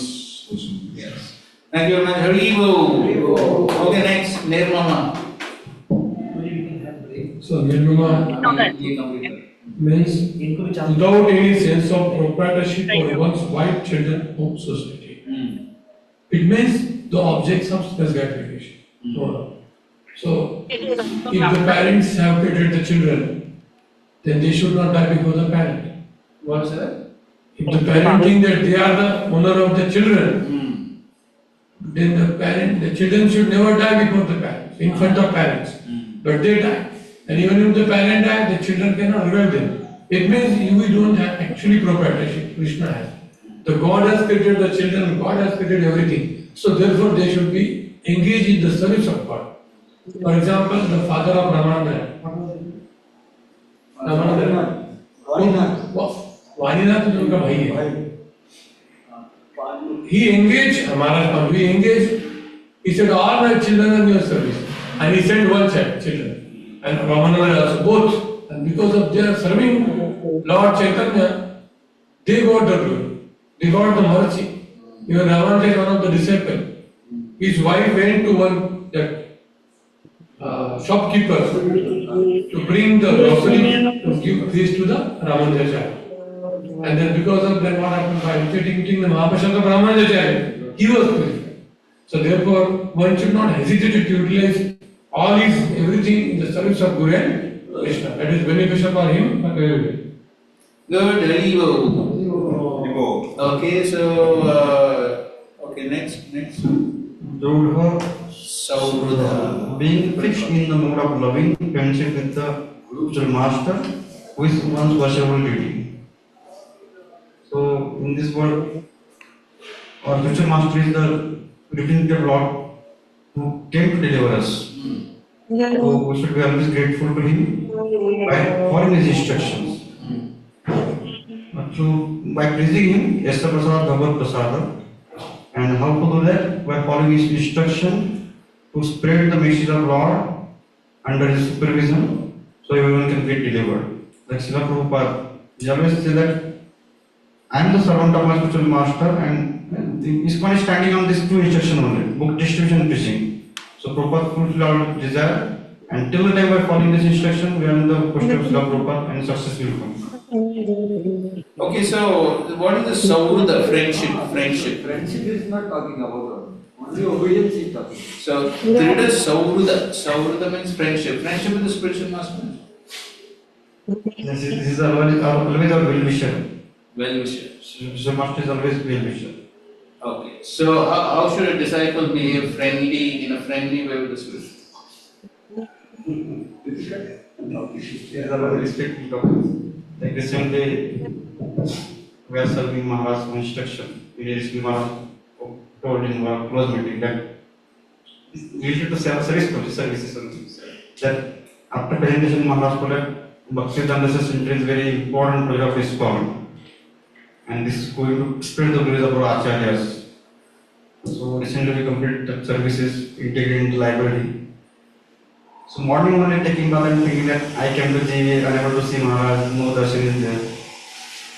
So during the breakfast or something, Maharaj came and he offered options to everyone. All the devotees are there. Many foreign devotees was there. And first time in life, Maharaj offered his alingan. So he is well-wisher, but we should respect with him in that with respect and gratitude. That he accepted me in the service of Srila Prabhupada. Right. Yeah, so yes, that's correct. So it's not a casual friendship, but it is, as Raika said, Here, friendship means one should be always delighted to the plans of spiritual master. He is so happy, not yes, I have, because sometimes it will break. He has to align his thoughts. He should be relishing. Yes, this is Prabhupada service. This is ISKCON. Harinam Sankirtan, not because the author told me that I have to go. One day you will not go. But if you delight, then you will always go. Very good. This friendship, these things appear to be different. Friendship is something different. Already one mic is there. I would like to share something which I asked from Bhaktivedanta Rajavidyalaya. When he had come here with his Guru Maharaj, and we had some meeting there. So in that, because he took this verse for Brahmachari class. What is there? Brahmachari Gurukule Vasantanto Guravatam Acharan Rasavat Nicho Guru Sutra Saurudha. So I always had a thought that what is this last Sutra Saurudha, which is same thing is here. So I asked him. I could not ask Pampuli Giriraj Maharaj that time because I had something different. So I asked personally Maharaj. So Maharaj gave the answer that when you are dealing with Guru, you don't have to put any curtain. You can express your heart as it is. Curtain means you have to sanitize and that kind of thing. There is so much of trust which is developed where you don't have to put anything. You can see with all respect, affection and all the qualities, you can express yourself. That is called firm friendship. So it was very heart touching when I heard, because I saw him doing that in the meeting. He was kind of protecting his Guru, speaking about his Guru, in front of his Guru. So that is one thing which he said. Good. Okay, one last one. Thank you very much. Hare Krishna. And the last one we'll take is Amogha Vak. Completely free from useless conversation. Amogha Vak. Completely free from useless conversation.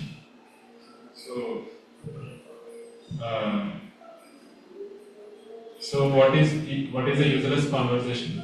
Useless conversation is something which takes us down in our consciousness, especially Krishna consciousness, and make us more material consciousness. So it could be anything. It could be any conversation with any level of devotee, like it could be senior or junior or equal. So if anything like that happens, so it is better that you change the topic, or if you can't change the topic, then you leave from that place.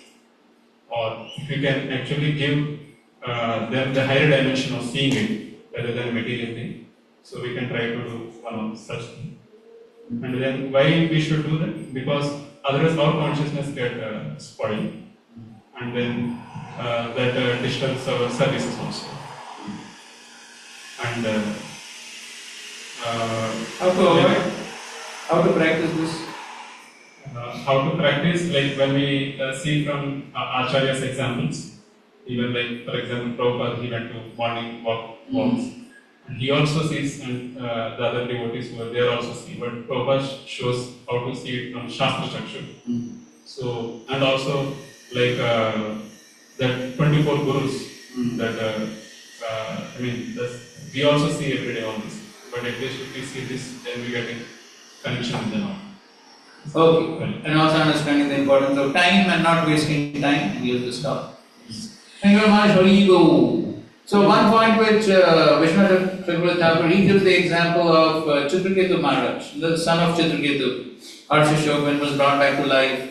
Then he gives this example that just as commodities and coins pass among many people, the jiva wanders into various wombs with various fathers and mothers. It is seen that relationship of one object with many people are temporary. As long as the relationship lasts, one has possessiveness of the object. So there is no point in having possessiveness, because the relationship with everyone and with every object is going to finish. So therefore there is no point in having this mamata.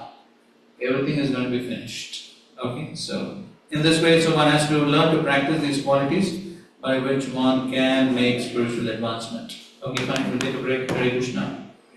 Srila Prabhupada.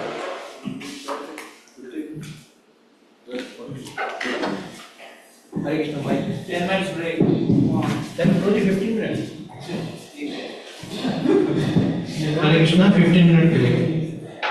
So, beautiful definition, Nirmatsara and Anusuyavai. Just can I yes. Para Utkarsa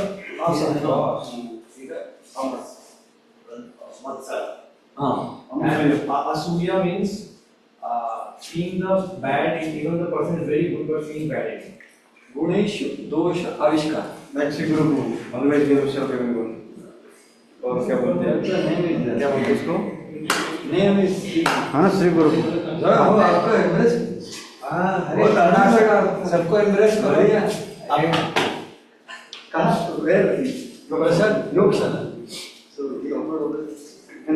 अरे देखो When he came to अभी जब भी भक्तिवेदांत होगा एक department के side पे Prashant budget डालो बीआरसी के साइड से बजट चालू कर रहे हैं आप इसे ना लो Bhaktivedanta BRC and who else is there बड़े बड़े लोग देखो स्पेशली सुदीप से ममात बीआरसी वो ज्यादा चाहिए आपको ओशन ही मान वो ममाऊंगा नहीं बीआरसी बजट ज्यादा चाहिए बाउधन का एक डिपार्टमेंट होलसेल जॉगिंग कर रहा है एक गौशाला डिपार्टमेंट से हाँ गौशाला डिपार्टमेंट से घी आएगा गौशाला मिल्क हाँ ए टू मिल्क प्रोडक्ट डेली मिल रहा है एक दिन प्रसाद एकदम सारा रबड़ी सभी रसगुल्ला संदेश अभी आपका ही चला रहा है क्या अभी अगर रबड़ी रसमलाई चाहिए तो आपको ऑर्डर जाके सेवा करना पड़ेगा तुरंत दे देंगे उनके आदेश से मिल सकता है लाया इसको ना मोबाइल पे ज्वाइन करते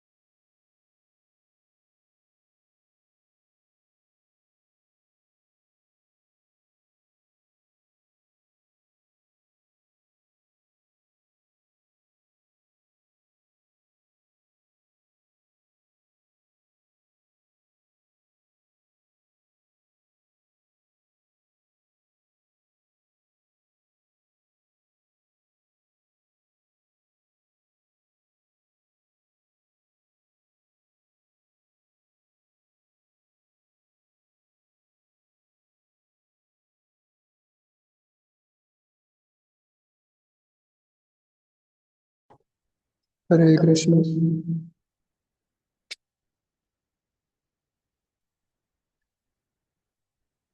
Hare Krishna. Okay.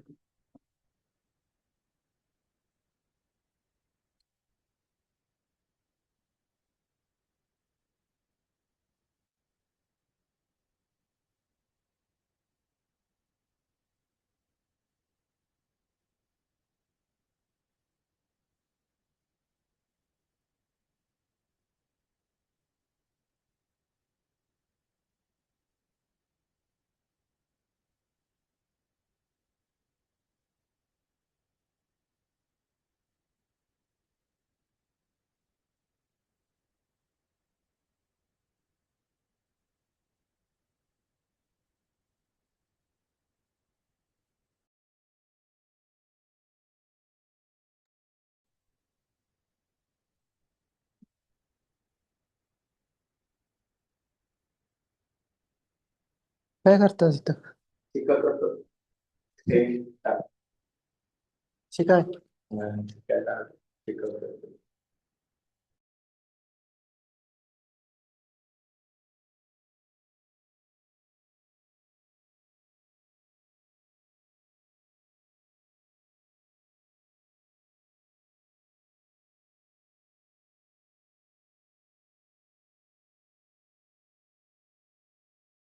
हरे कृष्ण. बोलो. यस हरे प्रिया. कृष्णा. आवाज आ रहा है? इको हो रहा है क्या?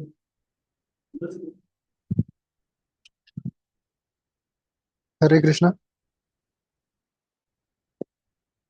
हरे कृष्णा. प्रभु जी वी कैन हियर यू. अभी एको नहीं आ रहा है.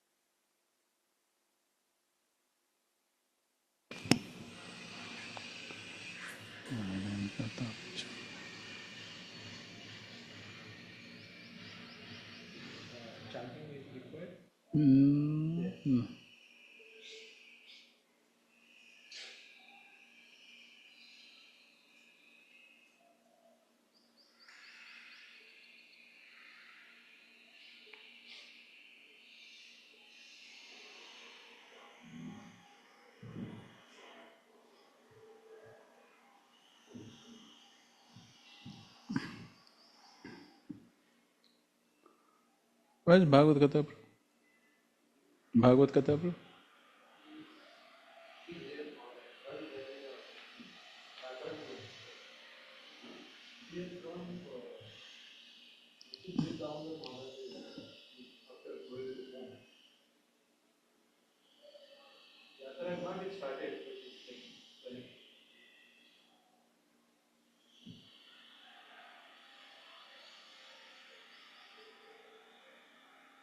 Okay, let's begin.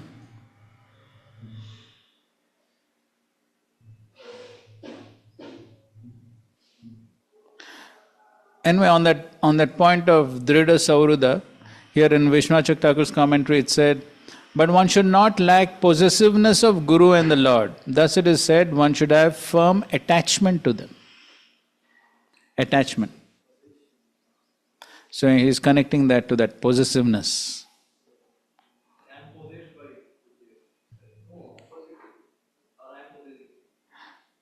Attachment.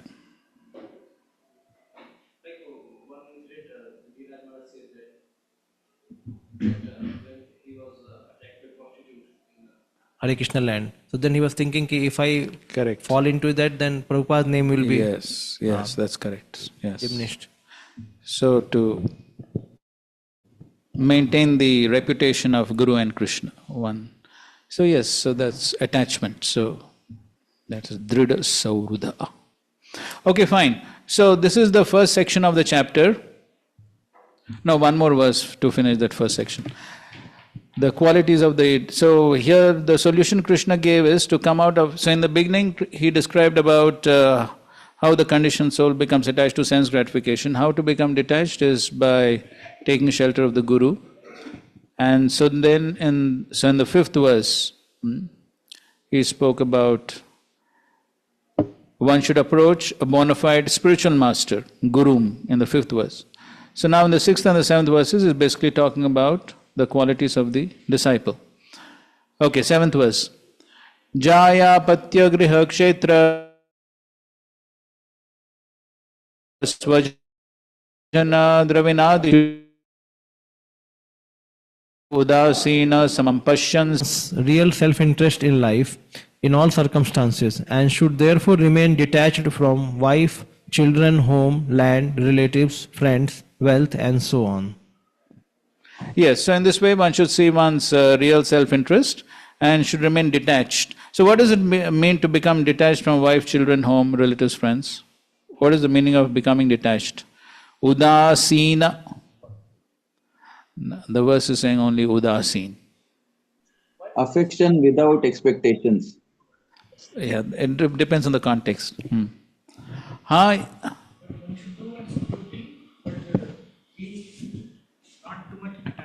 Yes, do one's duty but not be attached. So Srila Prabhupada describes that in Bhagavad Gita 13 chapter verses 8 to 12. There also Srila Prabhupada describes, there he says, one should have affection but not attachment. And in this purport precisely that point is being explained. Devotee of the Lord recognizes that his wife, children, home, land, friends, money are meant to be engaged in the loving service of the Supreme Lord. So one sees them as representatives of the Supreme Lord and to be engaged in his service. He is not eager to enjoy the false prestige of being the master of his wife and the lord of his children, nor is he anxious to gain prestige from his friends and society. Okay, so he has the proper understanding.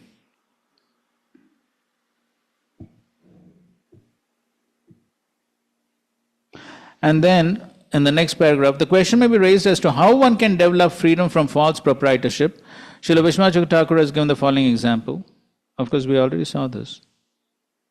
I think so, I read from this commentary. So as long as these different assets, like bank accounts, gold and so on, He sees them equally and considers that they belong to him. But if some of his assets are taken by the government for taxes, or if they're lost in an unfortunate business arrangement, then he's forced to give up his sense of proprietorship. In the same way, everyone should be intelligent enough to observe that one's sense of ownership over innumerable material objects is not permanent. Therefore, one should develop detachment from these things. If one does not cultivate a loving feeling of friendship for the Supreme Personality of Godhead and his pure devotee, the spiritual master, one will undoubtedly be entangled by the network of material society, friendship and love. One will then remain bound up on the material platform with no hope of permanent happiness. Okay. So in this way, when one follows the instructions of the spiritual master, develops all these qualities, then one can become detached, and then one can get better and better realization of the difference between body and soul.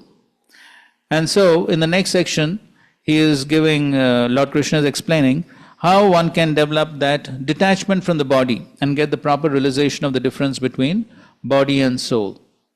Okay? So, next verse. Vilakshana sthula sukshma dehad atmekshita swadrik yathagni daruno daya dahako anya prakashakaha.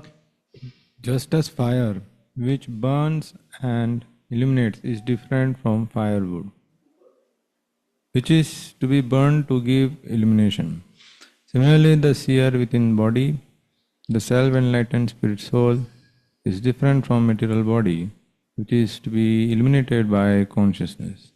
Thus, the spirit soul and the body possesses different characteristics and are separate entities. Okay, so this is a simple analogy is giving. So just like there is wood and there is fire, the two things are different, correct?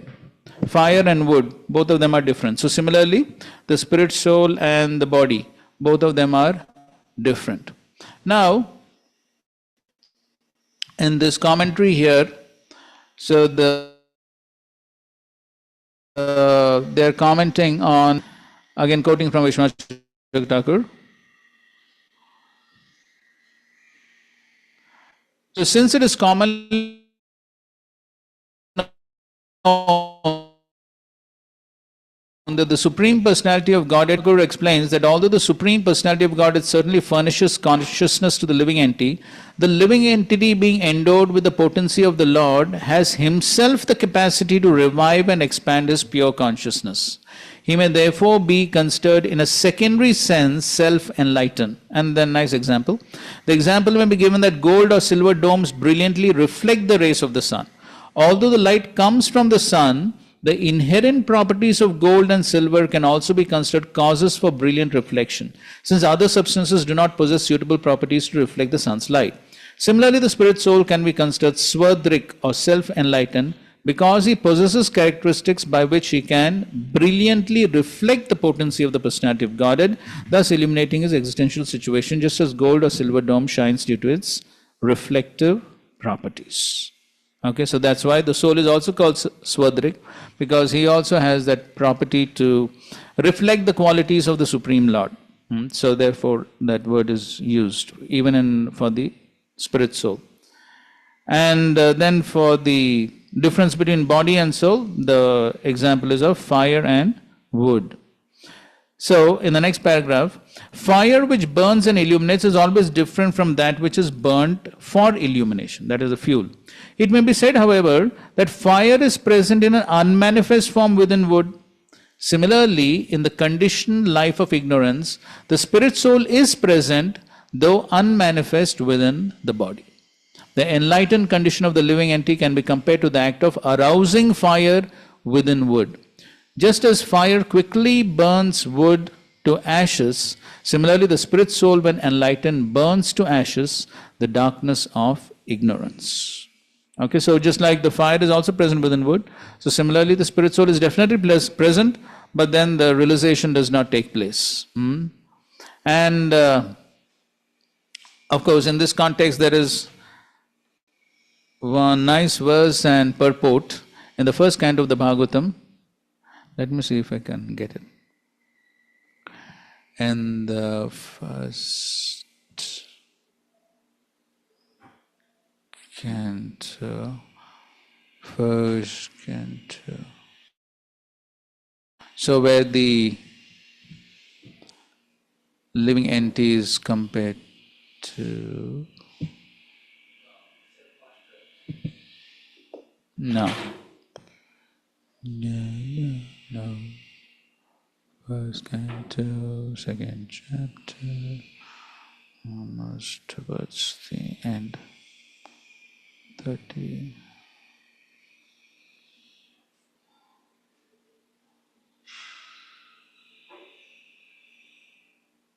Yes. So this is first canto, second chapter, text 32. So there also there's a similar analogy given. Yatahi avahito vani darushu eka sarva yonishu naneva bhati vishwatma bhuteshu cha tada puman. So the Lord as Supersoul pervades all things, just as fire permeates wood. And so he appears to be of many varieties, though he is the absolute one without a second. So here Srila Prabhupada very beautifully explains this analogy of... so there are three analogies he gives. As from wood, fire can be manifested, or as butter can be churned out of milk, so also the presence of the Lord as Paramatma can be felt by the process of legitimate hearing and chanting of the transcendent subjects, which are especially treated in the Vedic literatures like the Upanishads and Vedanta. Okay, so now further down. As fire is kindled from wood by another fire, the divine consciousness of man can similarly be kindled by another divine grace. So, his divine grace, the spiritual master, can kindle the spiritual fire from the wood-like living entity by imparting proper spiritual messages injected through the receptive ear. Okay, so very nice analogy here. So here the fire is there within the wood. So similar point is being made here also. So just like the fire is there within the wood, but for that fire to become manifest, what is required? Another fire is required. So similarly, to manifest the Krishna consciousness which is there within the living entity, one has to come in contact with divine grace. Then the spiritual consciousness from the wood-like living entity that will be aroused. So here also similar point. So the spirit soul here is compared to the fire, and the body is compared to the wood, and there's always a difference between the two. Okay, text 9. Nirodotpatti anubrihan nanatvam tatkritan gunan anta pravishta adatta evam deha gunan paraha.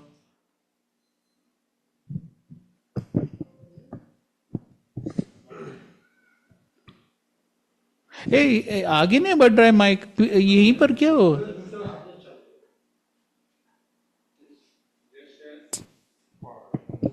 Just as fire may appear differently as dormant, manifest, weak, brilliant, and so on, according to the condition of the fuel, similarly, the spirit soul enters a material body and accepts particular bodily characteristics. Okay, so just as the fire has different shapes, forms, so similarly, the spirit soul has material bodies which have different characteristics based upon karma. So here in this purport is given an example. A match makes a tiny fire, explosion of a huge gasoline tank will send flames shooting up in sky, but still fire is one. Similarly, one spirit soul may appear in the body of Brahma and another in the body of an ant, but the spirit soul is qualitatively the same in every body. Because of ignorance, we impose the bodily characteristics upon the soul, and thus we say that a particular person is American, Russian, Chinese, and so on. Although such designations certainly apply to the body, they do not apply to the spirit soul, which is described here as paraha, or a transcendental entity. As long as the bewildered spirit soul remains inimical to the Supreme Personality of God, the designations of the gross and subtle bodies will wrap themselves around him, keeping him in darkness. Okay, so different bodies. So just like different types of fires based upon the fuel. Based upon the fuel, there will be different varieties, sizes of the fire. So similarly, so But the quality of fire remains the same. So similarly, quality of spirit soul remains the same, but based upon karma, different types of bodies. क्या बोल रहे? Just saying that here Swadrik is mentioned, that fire is there inside oneself. It will be inside oneself, there is Krishna consciousness, or he can enlighten himself. But the verse which you read, somebody from outside has to put the fire. So now the Swadrik is now again has to be helped to come out. But the quality is there, na? Quality is there. Yes. Swadrik is there. Yes, exactly. So, but it cannot be said that he can be Swadrik by itself. No, he is Swadrik in the sense that he can reflect the lights. So that means, so therefore that example is being given, na? So the gold and silver domes by themselves they cannot be effulgent, but then they can reflect the sun's light. So similarly, the spirit soul, Nitya Siddha Krishna Prem Sadhya Kabunoi. So the Krishna Prem is there innately, but then Shravanadi Shuddha Chitte. So the process has to be given, Shravanadi. And who gives the process? Then the process has to be given by the spiritual master. Therefore, Prabhupada is writing then, injected through the receptive ear. So he is Swadrik because he has the capability, but he has to have the receptive ear. So then when he has the receptive ear, and then when he follows the process, when he comes in contact with the divine grace, then his natural quality will become manifest. Means it is not added from outside. It's yes, there. Exactly. Yes, it's not from outside. The quality is there, but then definitely that has to be aroused. So therefore that example of the domes, the gold and silver. So sunlight is required, then it will reflect. The quality is the quality to reflect. The quality of the sun is there in that, but it has to be enlightened, and so that it will. Yes. Again. Yeah. Before that, he tells, I'm just reading as it is, though Jiva is revealed by Paramatma, Jiva also has some power to reveal. So that's right. That is, he has, but it is not so much. The Paramatma's revelation is like sun. That yes. Prabhupada gives example. Na? You want to know yourself, then go in front of mirror, then you can't see. But if sun rises, then you can see yourself and the sun. Correct. So it has quality to reveal. And the section which we read previously, 24 gurus, that was that only, that you can become your own spiritual master by intelligence. Correct. You don't need guru for that. Correct. That is Swadrup. Correct. Okay. 10. Yosau gunair virachito deho yam purushasya hi samsarasthan nibandho yam pumso vidya chidatmanaha.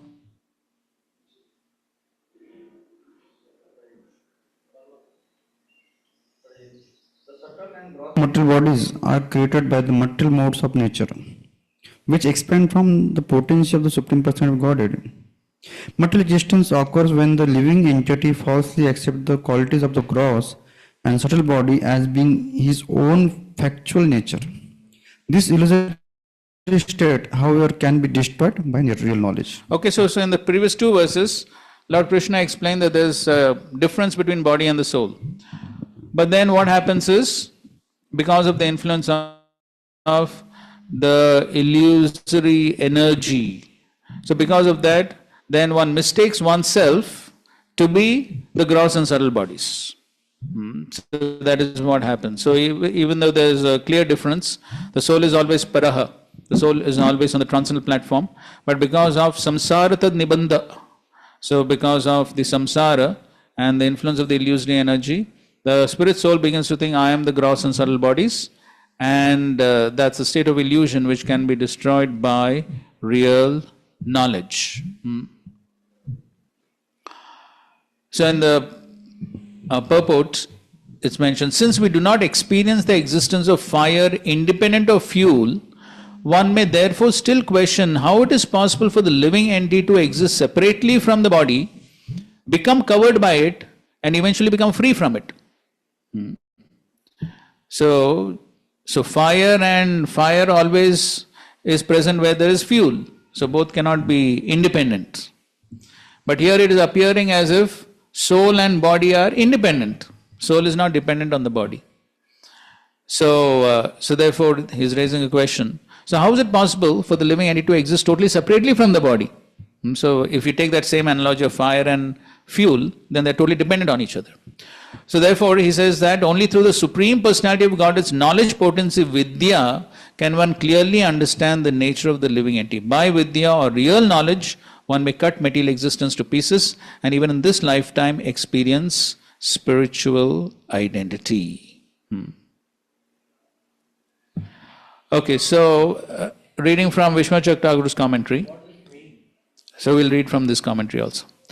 Fire takes on the qualities of wood by contact with wood.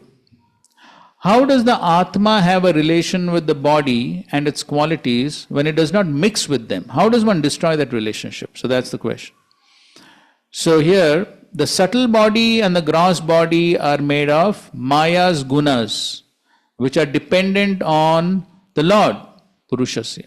Samsara of the Jiva, Pumsa means bondage to those bodies. Though they do not have a relationship, the bodies are imposed on the Jiva.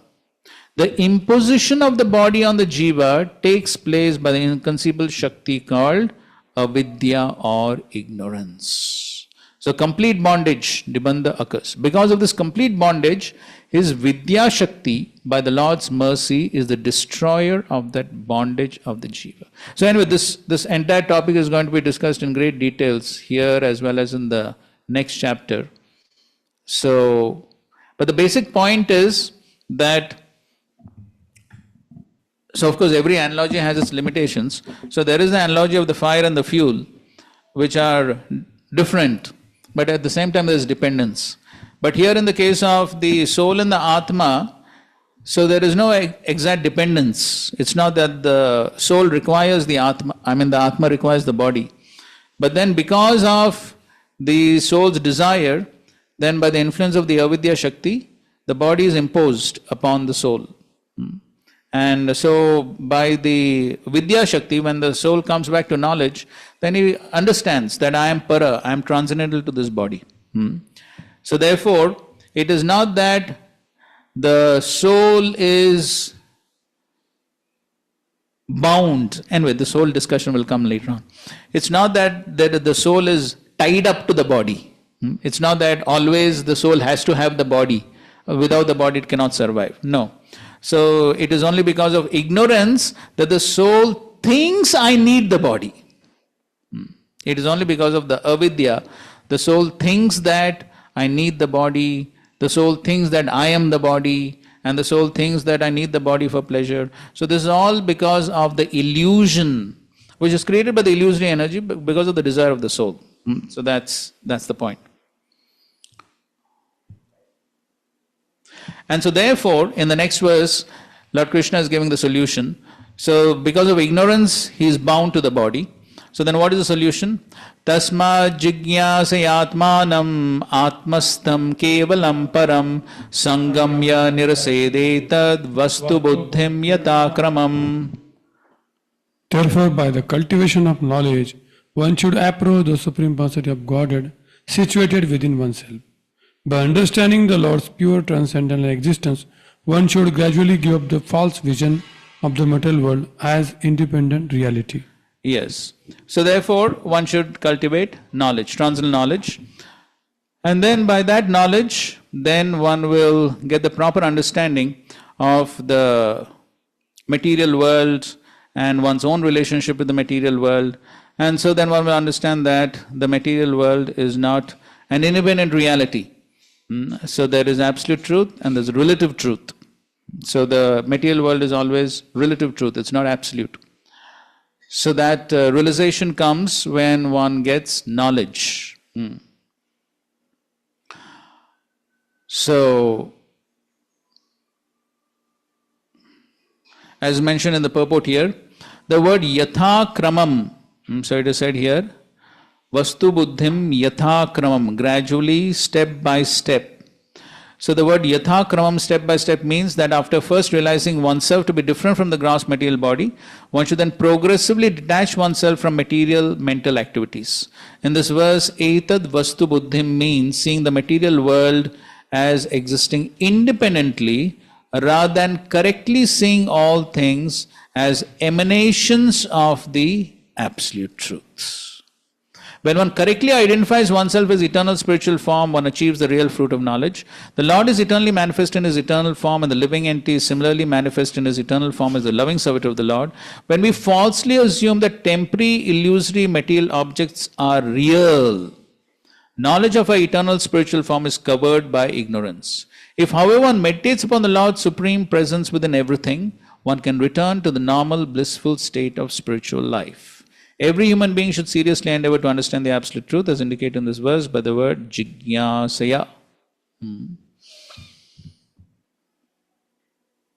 So basically, the point is that one has to come to knowledge to understand that I am different from this body.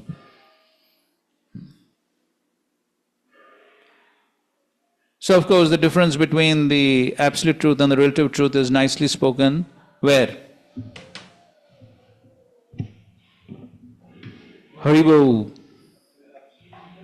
Relative truth. Give some references. Difference between absolute truth and relative truth. Huh? Yes, the first verse of the Bhagavatam itself. Say where exactly? हाँ बोलो क्या है? हाँ पूरा verse बोलो से यथा अन्वय तेने ब्रह्महृदाय आदि कवयो मुह्यन्ति यत्सूरया तेजो वारिमुदां यथा विनिमयो यत्र त्रिसर्गो मृषा धाम्ना स्वेन सदा निरस्तकुहकं सत्यं परं धीमहि. So here where is absolute truth and relative truth? Satyam param is the absolute truth. Correct. And the relative truth? Tejo vari yatham yes. vidimana. Tejo vari mridam vinimaya amrisha. Amrisha means? Yes. Temporary. So it appears factual. So that is the influence of the illusory energy. So that's relative truth, but the relative truth appears as absolute truth. It appears so glittering, dazzling. And one thinks that this is reality, this is the truth, this is factual. But the factual truth is the spiritual world, nirasta kuhakam, where there is no inebriety, no flaws in the spiritual world. But yes, that's... And of course, even the... next verse is also talking about Vedyam Vastavam Vastu.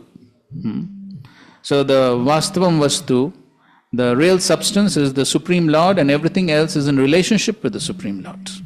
So one must have a proper understanding, otherwise one will mistake the relative truth to be the absolute truth. And that is of course what the illusory energy does. And that's the avidya potency.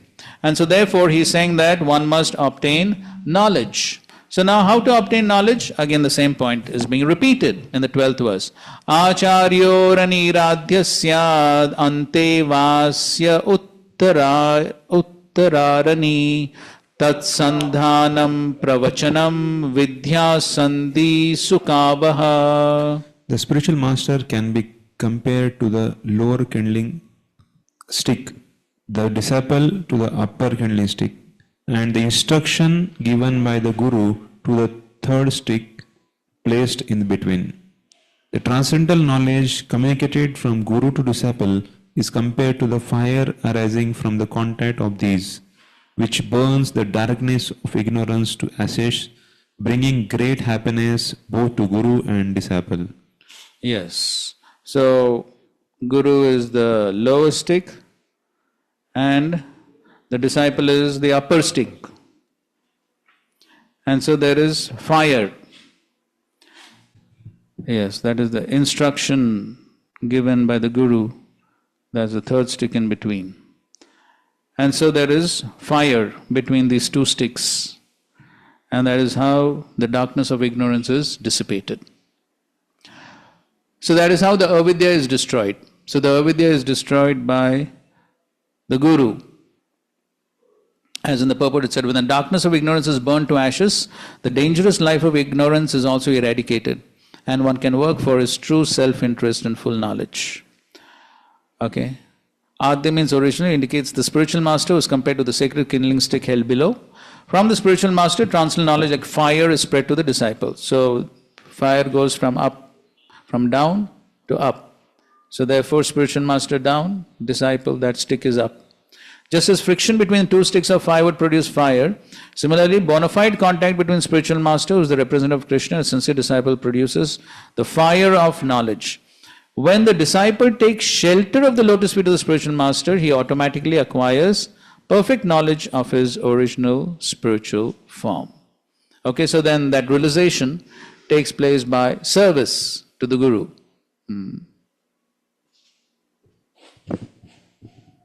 So that is how the avidya can be destroyed.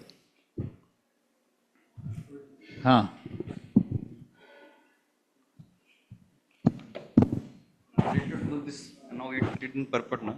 A small Prabhupada past time that Prabhupada disciple asked Prabhupada that Prabhupada, we don't have any qualification, any background of devotional service, nothing is there. But why we are progressing? So Prabhupada said that you are by following my instruction, and that's why you are progressing.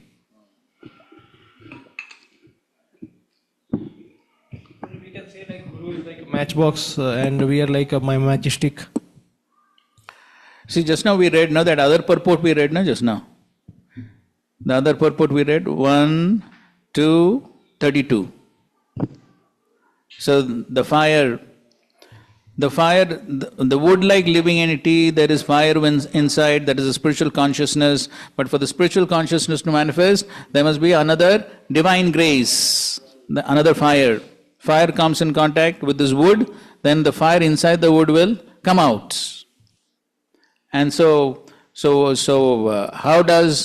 is the process by which this fire within will come out? Hearing. When the transcendental messages are injected. See, Prabhupada's use of language is so precise. Injected through the receptive ear. So both qualification of Guru and disciple, both are told in those 4 words, both are told. So that means the Guru has to be potent to inject, and the disciple has to be receptive. Both qualifications are told in that. That is true eloquence. So the Guru's words must be potent, injected. And of course, I think so we all have that experience when we hear Srila Prabhupada's lectures, right? It's like injected, so powerful sound vibration. And of course, the Guru's words may be powerful, instructions may be powerful, but if the disciple is not receptive, no use. Prabhupada said that even if the disciple doesn't want to give the material world, the spiritual master is powerful that he forcefully removes the material. Maybe, I don't know. Shivatma, he doesn't want to get out of the material desire. Somehow there is attached.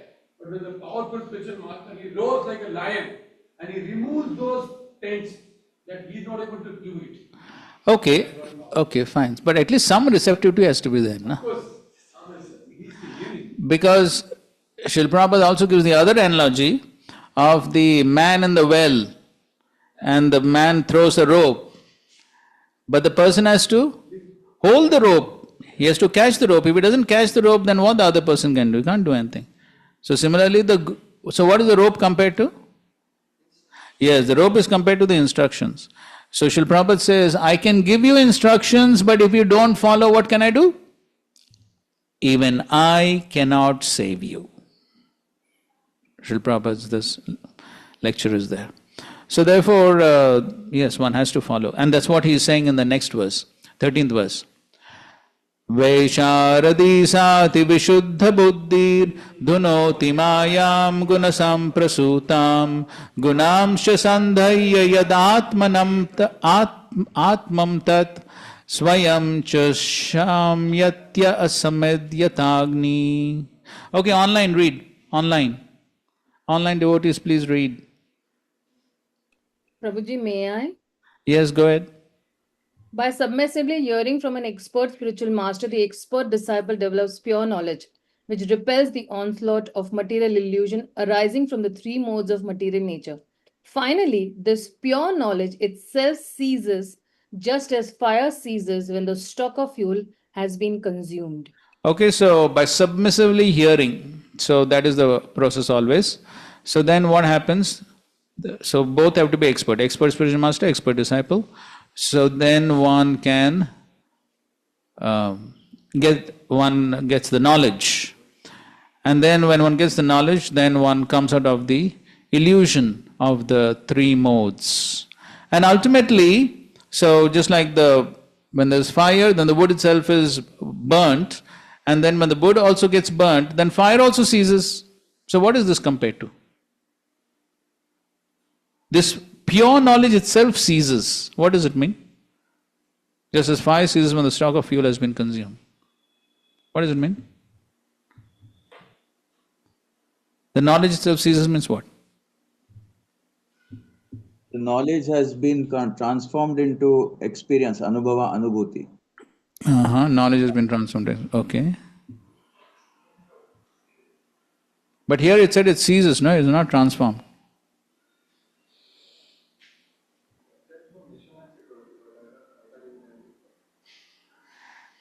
No, of course, ultimately we are quoting from the acharyas only.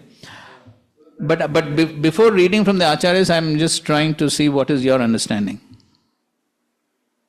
From your previous knowledge that you have got from Bhagavad Gita and Bhagavatam. So, you have studied this before also, no? Before also we have studied. Like he himself becomes self-situated. Like earlier, he was struggling to, because the ignorance has to be burnt, and he's fighting with that ignorance through the knowledge. But later he becomes self-situated, means becomes a self-master. So the knowledge, that is one interpretation. Mm-hmm.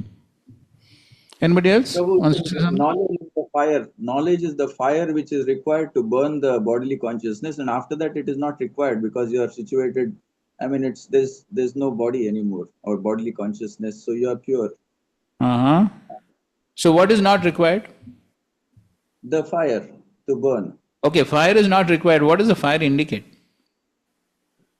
The fire indicates the purification, or the means to purify is not required because it is purified already. Okay. Little more precise, somebody wants to say?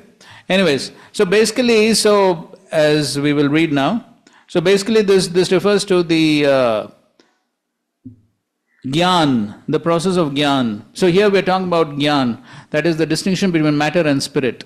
So the point is, when one comes to the liberated platform, when one realizes the difference between spirit and matter, then a philosophical analysis to distinguish between spirit and matter is no longer required. That is what is being indicated over here.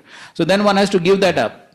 So basically this refers to just like the impersonalists, they are trying to understand the difference between spirit and matter by the process of neti. So that's a philosophical analysis to understand the difference between spirit and matter.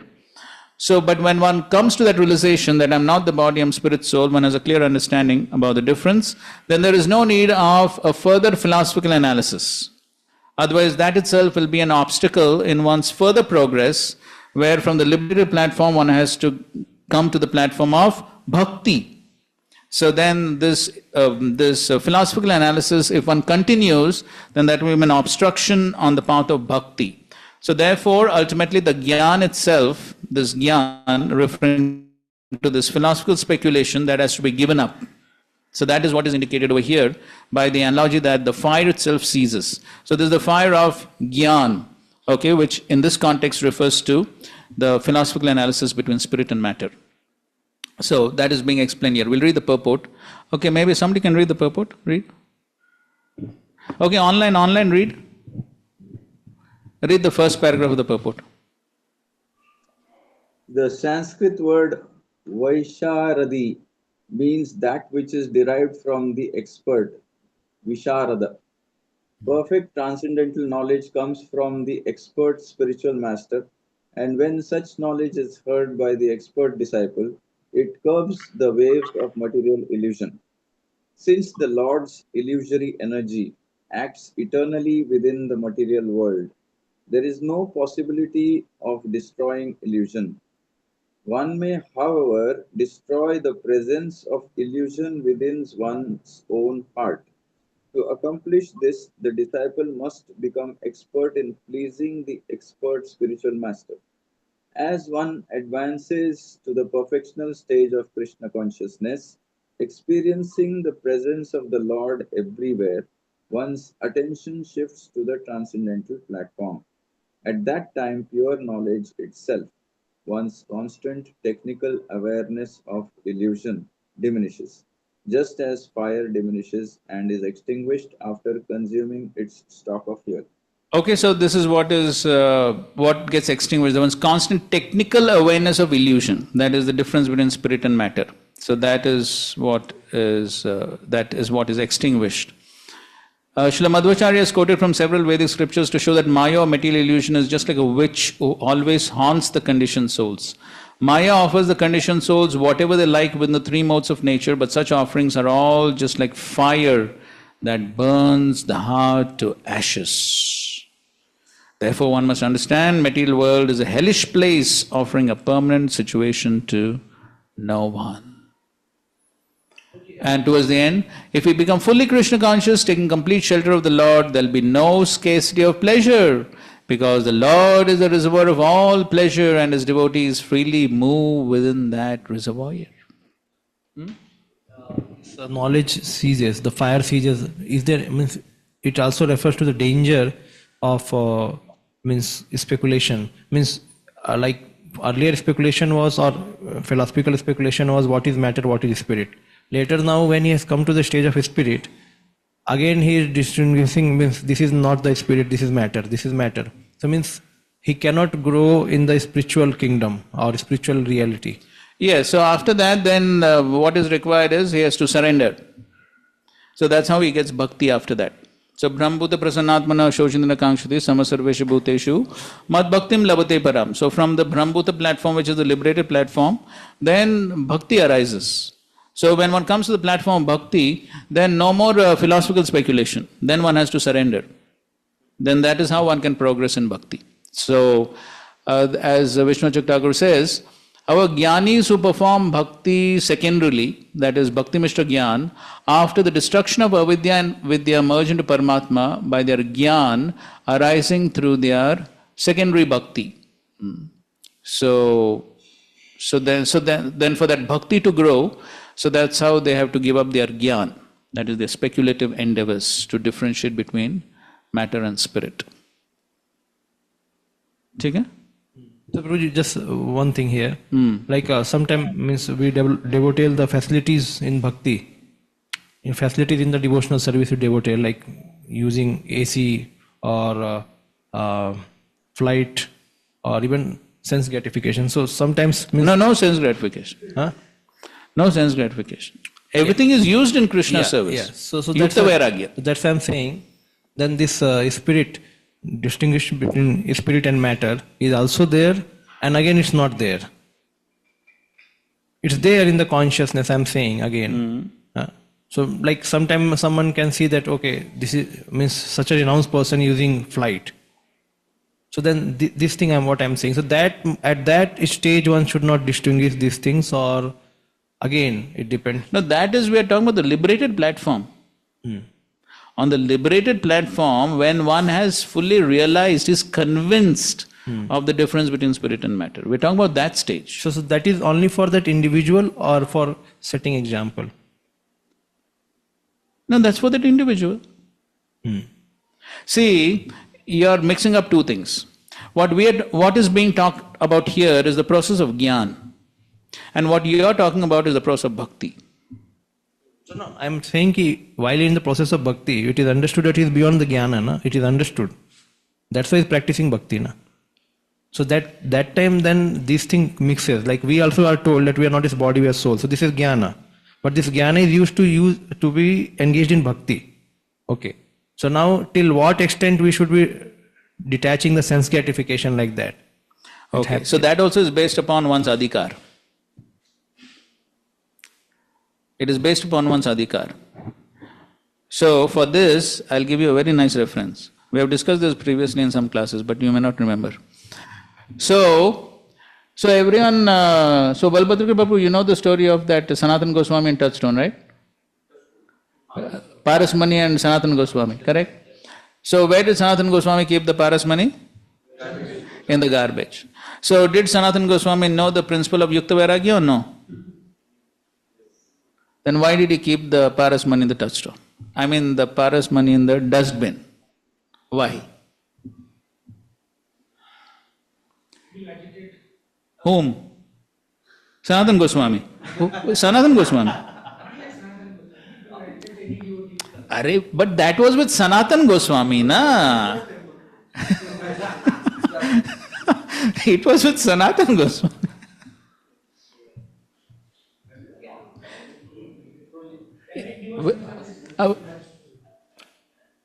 No, but Yukta Vairagya is not direct devotional service. Oh, come on. Yukta Vairagya is secondary. Ye kahan philosophy aa gaya, bhai? What I told. Huh? Now what Siddhanta you're talking about and what Siddhanta we are talking about, that is lower rule, higher rule, that is something different, and this is Yukta Vairagya. How can you... So that is what I'm asking. What is your reference for this statement? You are making a statement, you have to give a reference. This is Bhaktivedanta, Baba.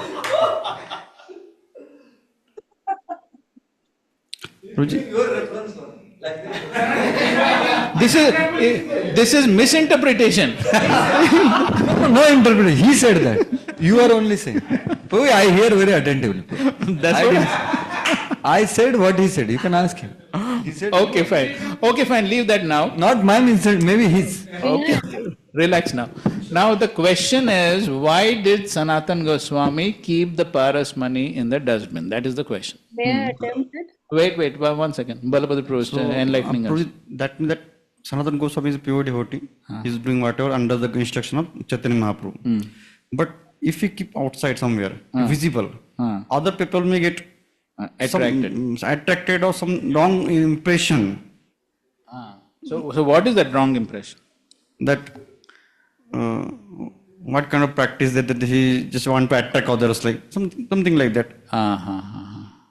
But he could have used it in Krishna's service, no? To build a Madan Mohan temple also. That's what I'm saying. But he's fully focused on Lord Chaitanya Mahaprabhu instruction.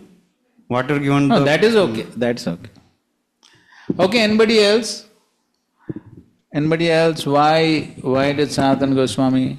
No, you're last. Yeah, attempt, Prabhuji. Wait. Online. What is your example? Wait. A devotee may get agitated, so he is setting example that not to get agitated by keeping in the front or in the visible area. Better to keep it in the distance so that it does not. Okay, you're coming a little closer to the answer. Okay, fine. Okay, Sajjan Bhagan. In the pastime of Raghunath Goswami, he was always trying to run away. So although he had opportunity to use everything in the service of the Lord, he knew that also. But still he was always running. So he wanted to give up fully and become a servant. Okay, that's the case with Raghunath Das Goswami. What is the case with Sanatana Goswami? Yes, so actually material object has always influence to make us again material conscious. And like Parishit Maharaj also says that I was attached to the kingdom, and that's why Krishna gave me this curse, like that. So that material object has the tendency only to pull us consciousness down. But how does this apply for Sanatana Goswami? Okay, you and me we can understand, but how does it apply for Sanatana Goswami? Prabhu, so one thing. Wait. Hey, everyone should not speak at the same time. Sanatana Hold on. Goswami is a sannyasi. That is not his adhikar to keep all those things. Similarly, as long as you are in the material world, although you are using the Yukta Vairagya principle, still you have to follow the rules of this material world also. So what you said, the adhikar comes there. So what is Sanatana Goswami's adhikar? Sanatana Goswami has all adhikar, but still he is in a renounced order of life. So to set an example, he has to follow. He cannot keep and show the people that that I have this and all those things.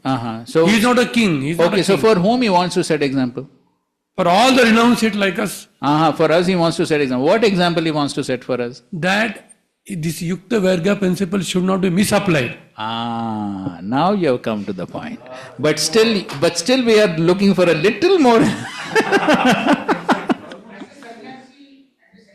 Hare Krishna, Prabhu. Okay, wait. Now let's go to the online. Somebody is bubbling with enthusiasm. Hare Prabhu. So here, see, there are two things. One is Sanatana Goswami could have thrown it directly into the water. He didn't. So he knew that someone was coming. Oh, I see. So that is one explanation. That's why he kept it there. Otherwise, he could have thrown it in the waters. Why did he keep in the dustbin? Okay, Number one. Okay. After all, Sanatana Goswami knows past, present, future. So he knew that in the future this man would come. Second point. Right. Second point is he's showing where the place of that thing is relative even to this meeting. Where is this the place for that? Clearly showing the place for that. So that's what we are asking. Why did he keep it there? So anyway, already Madhav Seva Prabhu has given quite a close answer. But somebody else wants to say something? Yeah, Prabhuji. Okay, go ahead, Madhavji. The last one we'll take, and then you'll. Prabhuji, actually, he wanted to show his own detachment. That is why he did not keep it in the locker or hidden or worshipped it. So he treated exactly according to its value in relation to whatever bhakti. It is like very insignificant. And also That is okay. It is insignificant. That's okay. But he can use it in Krishna's service. No, that is the question. yes, Prabhuji, I'm just coming to it, Prabhuji. So he also wanted to demonstrate that he showed that if something is not useful in bhakti, then it has no value. And if something becomes an obstacle to remember Krishna, then it is belonging to a dustbin. So he had the paras money. If it is useful for Krishna's service, then he would have used it. Otherwise, if he would have not used it. So यहाँ पे जो फाल्गु वैराग्य जिसका होता है ना means it's not Falgu. So gold without bhakti will be useless, but gold without Krishna's service will be like a burden for him, and that's why it was in the trash. Okay, fine. So we'll read from Prabhupada, the exact statement from Prabhupada. Open 1827. Open 1827. Yes. So Prabhupada says that when one cannot distinguish between spirit and matter, one should read. Mic dado. Mic dado aage. Yes, 1827. Prabhupada tells the whole story of Sanatana Goswami in the touchstone. Which And part I can read? after the story. A spiritual master like Sanatana Goswami, correct. that although personally able to see everything as spiritual, set this example for us only because we have no such spiritual vision. Yes, he set the example for us because we have no such spiritual vision. Yeah, so just 2-3 statements before I read that. This specific example is given for the neophyte devotees like us. Just like us, like me, just to convince them that material hankerings and spiritual advancement go ill together. Yes, that's the first lesson. This is the first lesson. Unless one is able to see everything as spiritual in relation with the Supreme Lord, one must always distinguish between spirit and matter. Yes. A spiritual master like Sanatana Goswami, although personally able to see everything as spiritual, set this example for us only because we have no such spiritual vision. Yes, exactly. So that's the reason. So the important lesson there is, unless one is able to see everything as spiritual, one must always distinguish between spirit and matter. Therefore, in the Nectar of Devotion, chapter 14, when Srila Prabhupada describes the whole point of Yukta Vairagya in quite detail, at the end of that, Srila Prabhupada says, therefore, this principle of Yukta Vairagya must always be practiced under the guidance of the bona fide spiritual master. So that is the point of Adhikar. So because if one does not have the Adhikar, and one cannot see things as spiritual in connection with the Lord, then those same things, see, just like this laptop or mobile, it has 100% relation with the Supreme, correct? It's 100% relation is there. But if I cannot see that relation, then what will I do? then I'll use it for my own sense gratification. So then one must distinguish. This is spirit, this is matter. Otherwise everything is spiritual, correct? Because everything has relation with the Lord, everything is spiritual. But I don't have that vision. So if I don't have the vision, then I must distinguish. This is pure spiritual, this is matter, this matter can entangle me, this cannot entangle. So therefore that adhikar has to be decided by the superior Vaishnava, and then accordingly things must be used in Krishna's service. Why did we discuss this? What was your question? Well, it's quite relevant for you. Thank you. The question was this only, like the jnana and the bhakti. So we leave the jnana, the spiritual and material, and then we bhakti. But in the bhakti also, we devote everything. So then where to draw the line? Yes. Yeah, that was your question. Good. Yes. So therefore, just like on the path of jnana also, only on the Brahmbhuta platform, that means liberated platform, then he can give up the jnana, because then he is totally fixed up, liberated platform. The same principle applies to bhakti also. On path of bhakti also, when one comes to the liberated platform, then no problem. Then Yukta Vairagya can be fully used, everything can be used in Krishna's service, there will be no problem because one is on the liberated platform. But till the time one is on the liberated platform, then this applies, what we just read. Then one must distinguish, this is conducive for my bhakti, this is not conducive for my bhakti. That cannot be blanket rule. That has to be according to the adhikar of that particular person. So then, the spiritual master, spiritual author, they decide, okay, what is the level of this person? Based upon that level, then whatever is conducive to bhakti can be used, what is not, should be avoided. But when one comes to the liberated platform, on the path of bhakti also, that means bhava stage, that is a liberated platform. Then on that stage, there is no problem. Because then one can perfectly see everything as spiritual, in connection to Krishna. It does not mean everything is Krishna, but one sees everything in relationship to Krishna.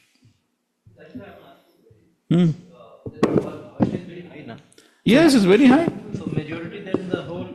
So the majority, again, so now this is one thing, the Yukta Vairagya then comes in the principle beforehand.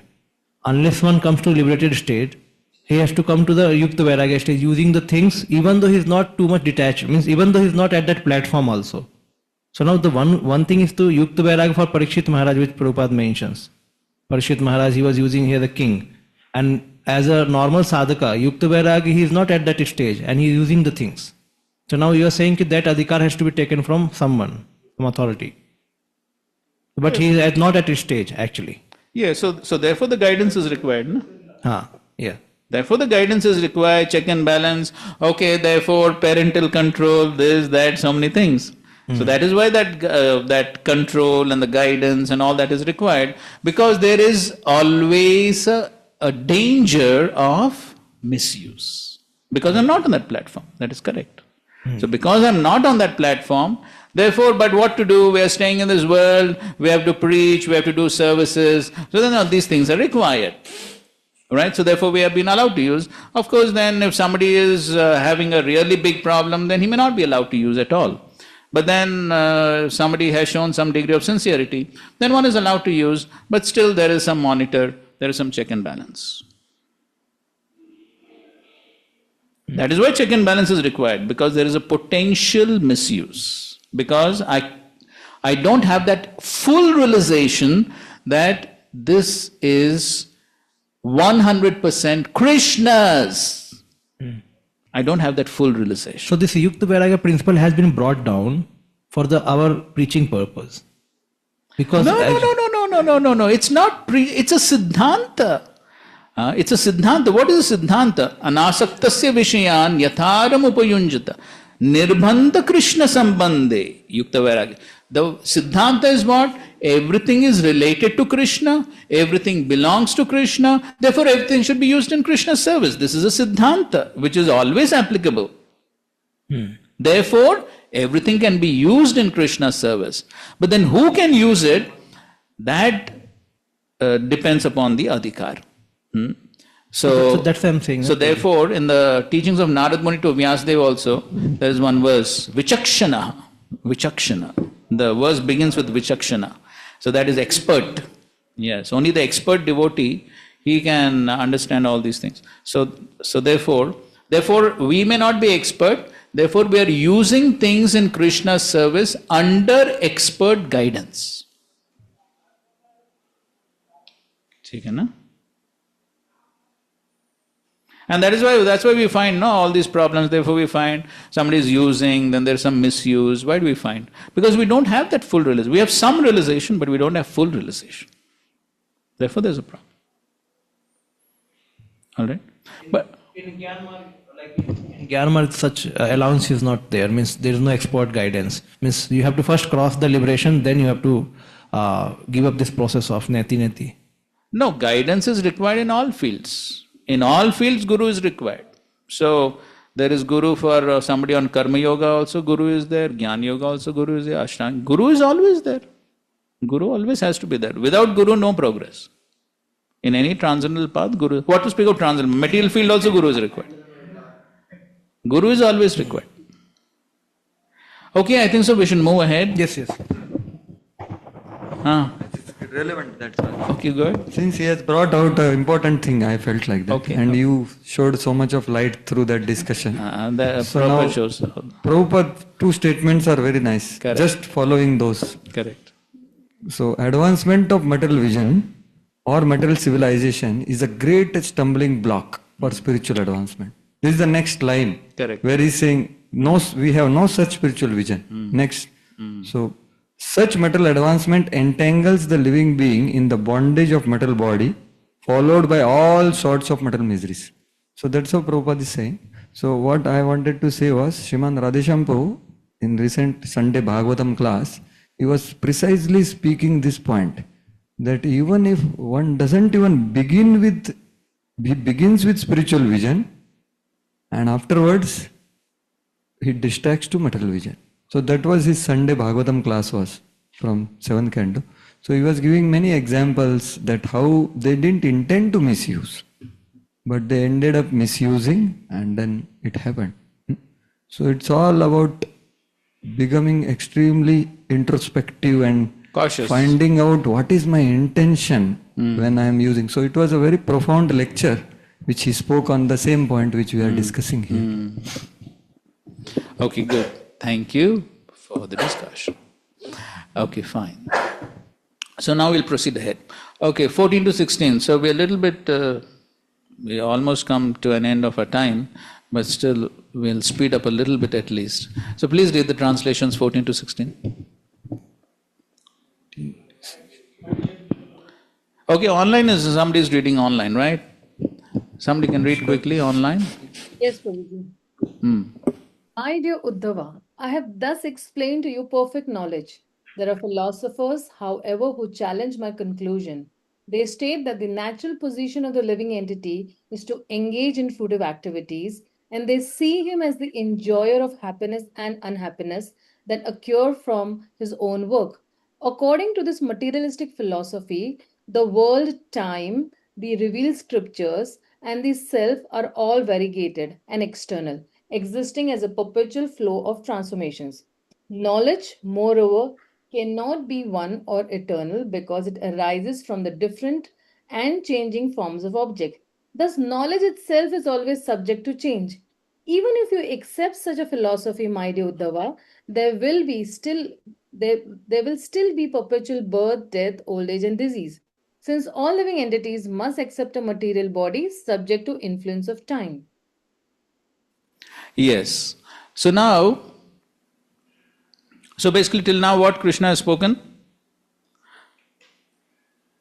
So he's spoken about how one can get free from this bodily misidentification. How one can get free from bodily misidentification, the tendency to enjoy the body, how one can come to that realization of the difference between body and soul by surrendering to a bona fide spiritual master, and then he spoke about the different qualities of the disciple.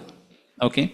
So now, in almost the rest of the chapter, Lord Krishna is refuting a philosophy which is speaking exactly the opposite, and that is the Karma Mimamsa philosophy of Jaimini. So as we know, the Karma Mimamsa philosophy is what? What is Karma Mimamsa? Right, so Karma Mimamsa says everything is based on karma. No need of superior control. Everything is based on karma. You do good activities, you get good results. You do bad activities, you get bad results. So what is the need of a superior controller? What is the need of bhakti? What is the need of bhakti? And Krishna has emphasized bhakti. So then, but these people say there's no need of bhakti.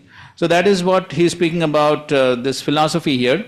And the whole rest of the chapter is to refute this philosophy. And so the rest of the chapter is all very easy to understand because I'm sure all of us know how to refute this philosophy, correct? Okay, let us hear from you how to refute the Karma Mimamsa philosophy. How to refute?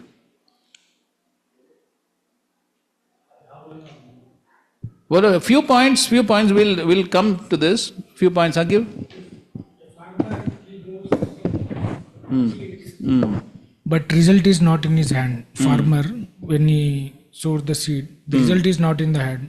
Right. Of course, he endeavors everything, but due to some other things like water is not available or sun is not available or due to some drought, it will not be. He will not get everything, even though he endeavors. So there is some higher thing which will controls us. Yeah. So they will say you perform Indra Puja. That's what Krishna also said. That is what. So that is what he spoke. Well, of course, he said there's no need of Indra also. You just do good activities, Indra has to give the rain. That is what he said. So then how you're saying that… So Indra has to do his duty because we are doing our thing. So if we do puja, then Indra has to do his duty. No need to do separate endeavor. Okay, fine. Thank you. Let's hear some. Karma Mimamsa philosophy is that if you do good activity, you get good result. But the question is, who is giving result? Why should I do the good only? Na? If the results are in my hand, why should I do good activity only? It means there is some person who is watching you. So therefore, there is a superior control. You cannot deny. Even to get karma, somebody is awarding you the result. Okay, 1-2 simple examples Srila Prabhupada would give. Okay. So that Abrahma Bonar Loka, like again and again you come, then what is the point again? Yes, that's also a good point, which Lord Krishna also will speak. So ultimately, yes, even if one performs pious activities, one will go up, come down, go up, come down, entanglement in the material world will continue. That's another point, okay? 1 or 2 simple examples Prabhupada would give. Online, anyone? Chewing the chewed? What's that? Chewing the chewed. Chewing food. Acha, punas. Punas charvana charvita. Okay, so… You don't get the same result if you do the same work. That's the point. Example. Prabhupada gives example for that. It's a general life example. What is that? Means we work hard every time, we don't get the same result. So Srila Prabhupada gave simple example that everyone is working hard to become rich like Tata Birla or Ambani. Yes. But everyone does not become rich. That means what? Yeah, Rockefeller, everyone can become. Yes. So that is the point. Okay, fine. So…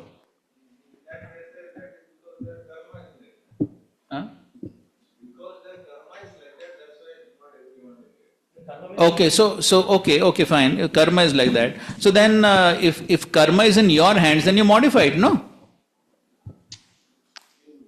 They have done some wrong before, so now they are not getting that karma. So karma is complex. They also agree karma is complex. But according to that karma, everyone will get their proper result. Okay. So all endeavor itself is not there. You have done some other wrong things also. That is also affecting coming. So it's a complex thing. So you can't just generalize that everyone does same thing and then karma mimamsa is like… Okay, so how will you refute this? So you're presenting their philosophy, then you should also tell us how to refute it, no? No, he's… That's what he's… Now you have to speak. No, that's what.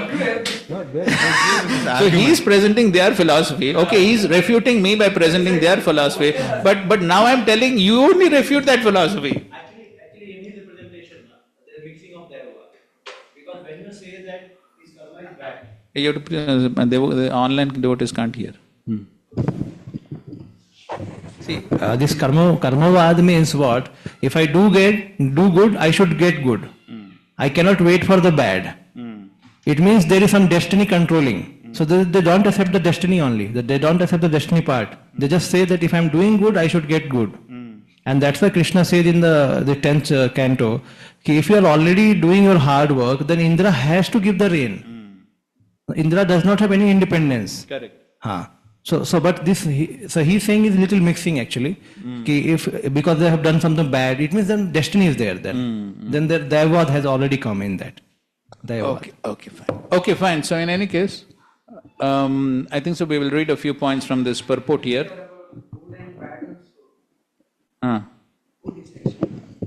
Who decides what is good and what is bad? Okay, good point. Yes, that's okay. Okay, fine. So we'll read a few statements from this purport over here.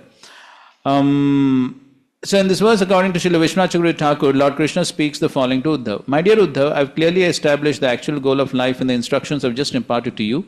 There are those, however, who challenge my conclusion, especially the followers of Jaimini Kavi. If you are favorable to their understanding and thus do not accept my instructions, then kindly hear the following explanation. According to the followers of Jaimini, the living entity is originally and naturally a performer of fruitive activities, and his happiness and distress are derived from the fruits of his own work. Yes. So, distress, yes.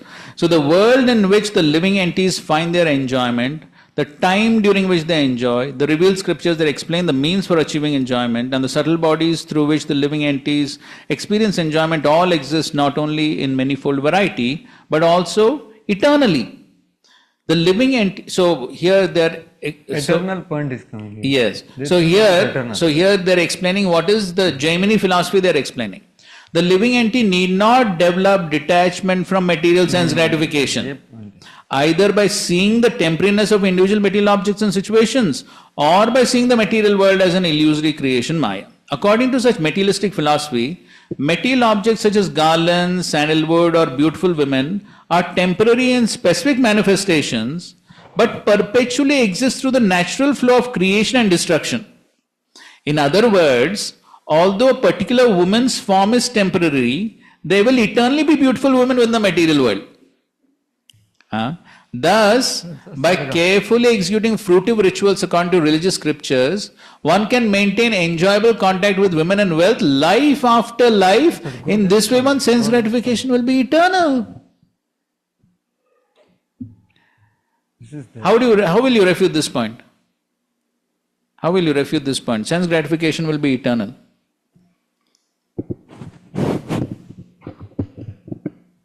Guru.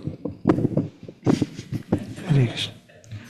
So, as it is spoken here, eternally enjoyment, in our personal experience, as a regularly example is given of eating rasgulla, you take one rasgulla, 2, 3, as we understand, there is satiation. But then, if there is satiation, it shows that there is no eternal enjoyment on the bodily platform. Yes. There cannot be eternal enjoyment. And of course, then even if you talk about, if they are talking about next life, then is there any guarantee for getting a human body in the next life? That is also, there's no guarantee. So where is the question of eternal enjoyment? So the Jaimini philosophers further say that there was never a time when the world did not exist as it does today, which implies that there's no supreme controller who has created it. They claim that the arrangement of this world is real and appropriate and thus is not illusory. Moreover, they say that there is no eternal knowledge of an original perpetual form of the soul. In fact, they say knowledge arises not from some absolute truth, but from the differences among material objects. Knowledge, therefore, is not eternal, subject to change. Okay, so this is all the what the Jaimini philosophers they are saying. Okay. So therefore,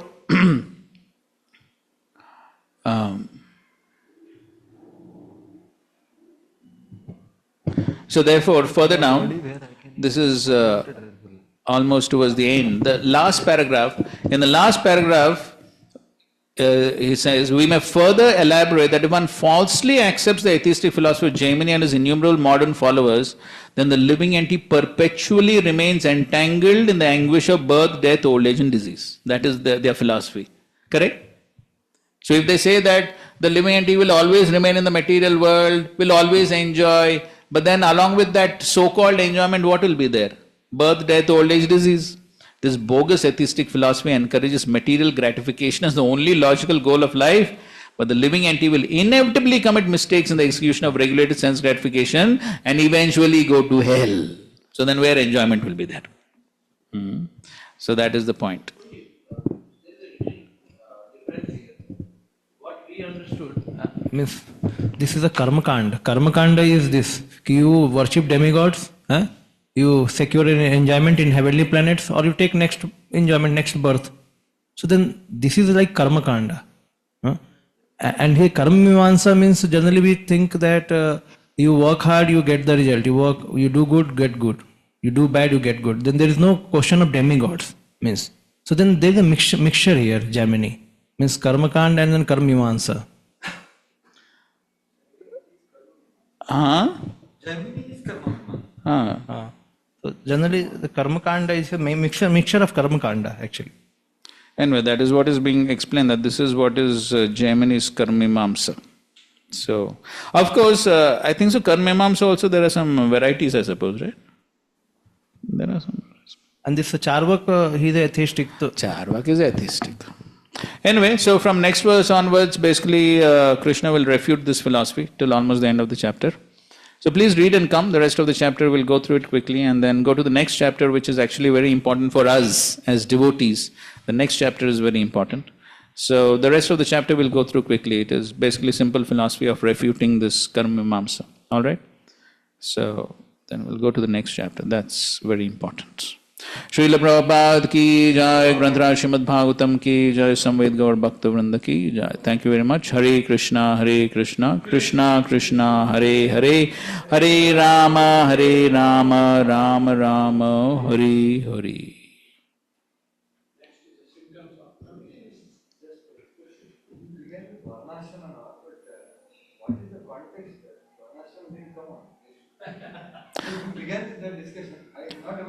That's the first verse, no? In the first verse, Krishna is speaking about Varnashram. So see the first verse, no? See the whole context is what? How to become a saintly person like the Avadut Brahman. That means how to come to the liberated platform. So to come to the liberated platform, then you have to begin from Varnashram, right? So now he's defining that. So that is what he started initially.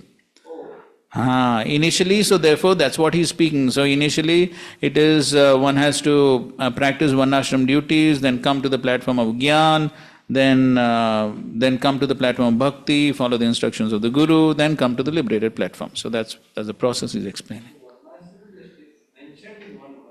Only in the first verse it is mentioned.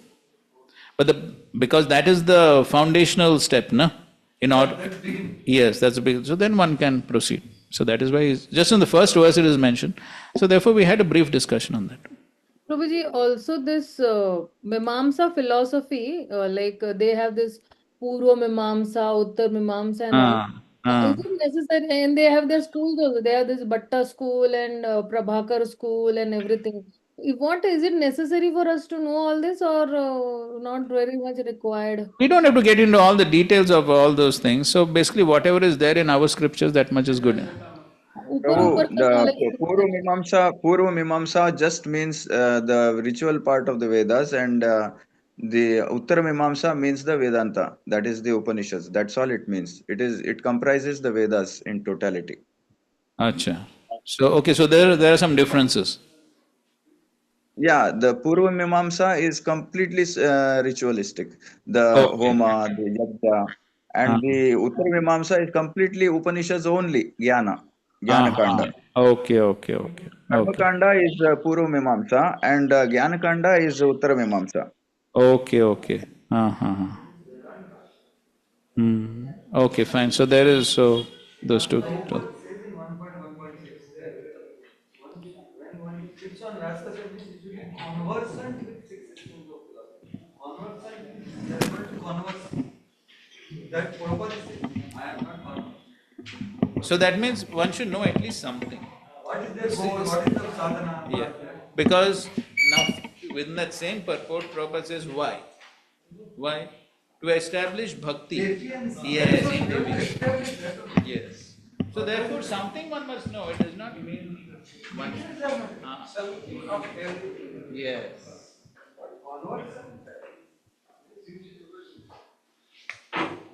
And if we don't know something, then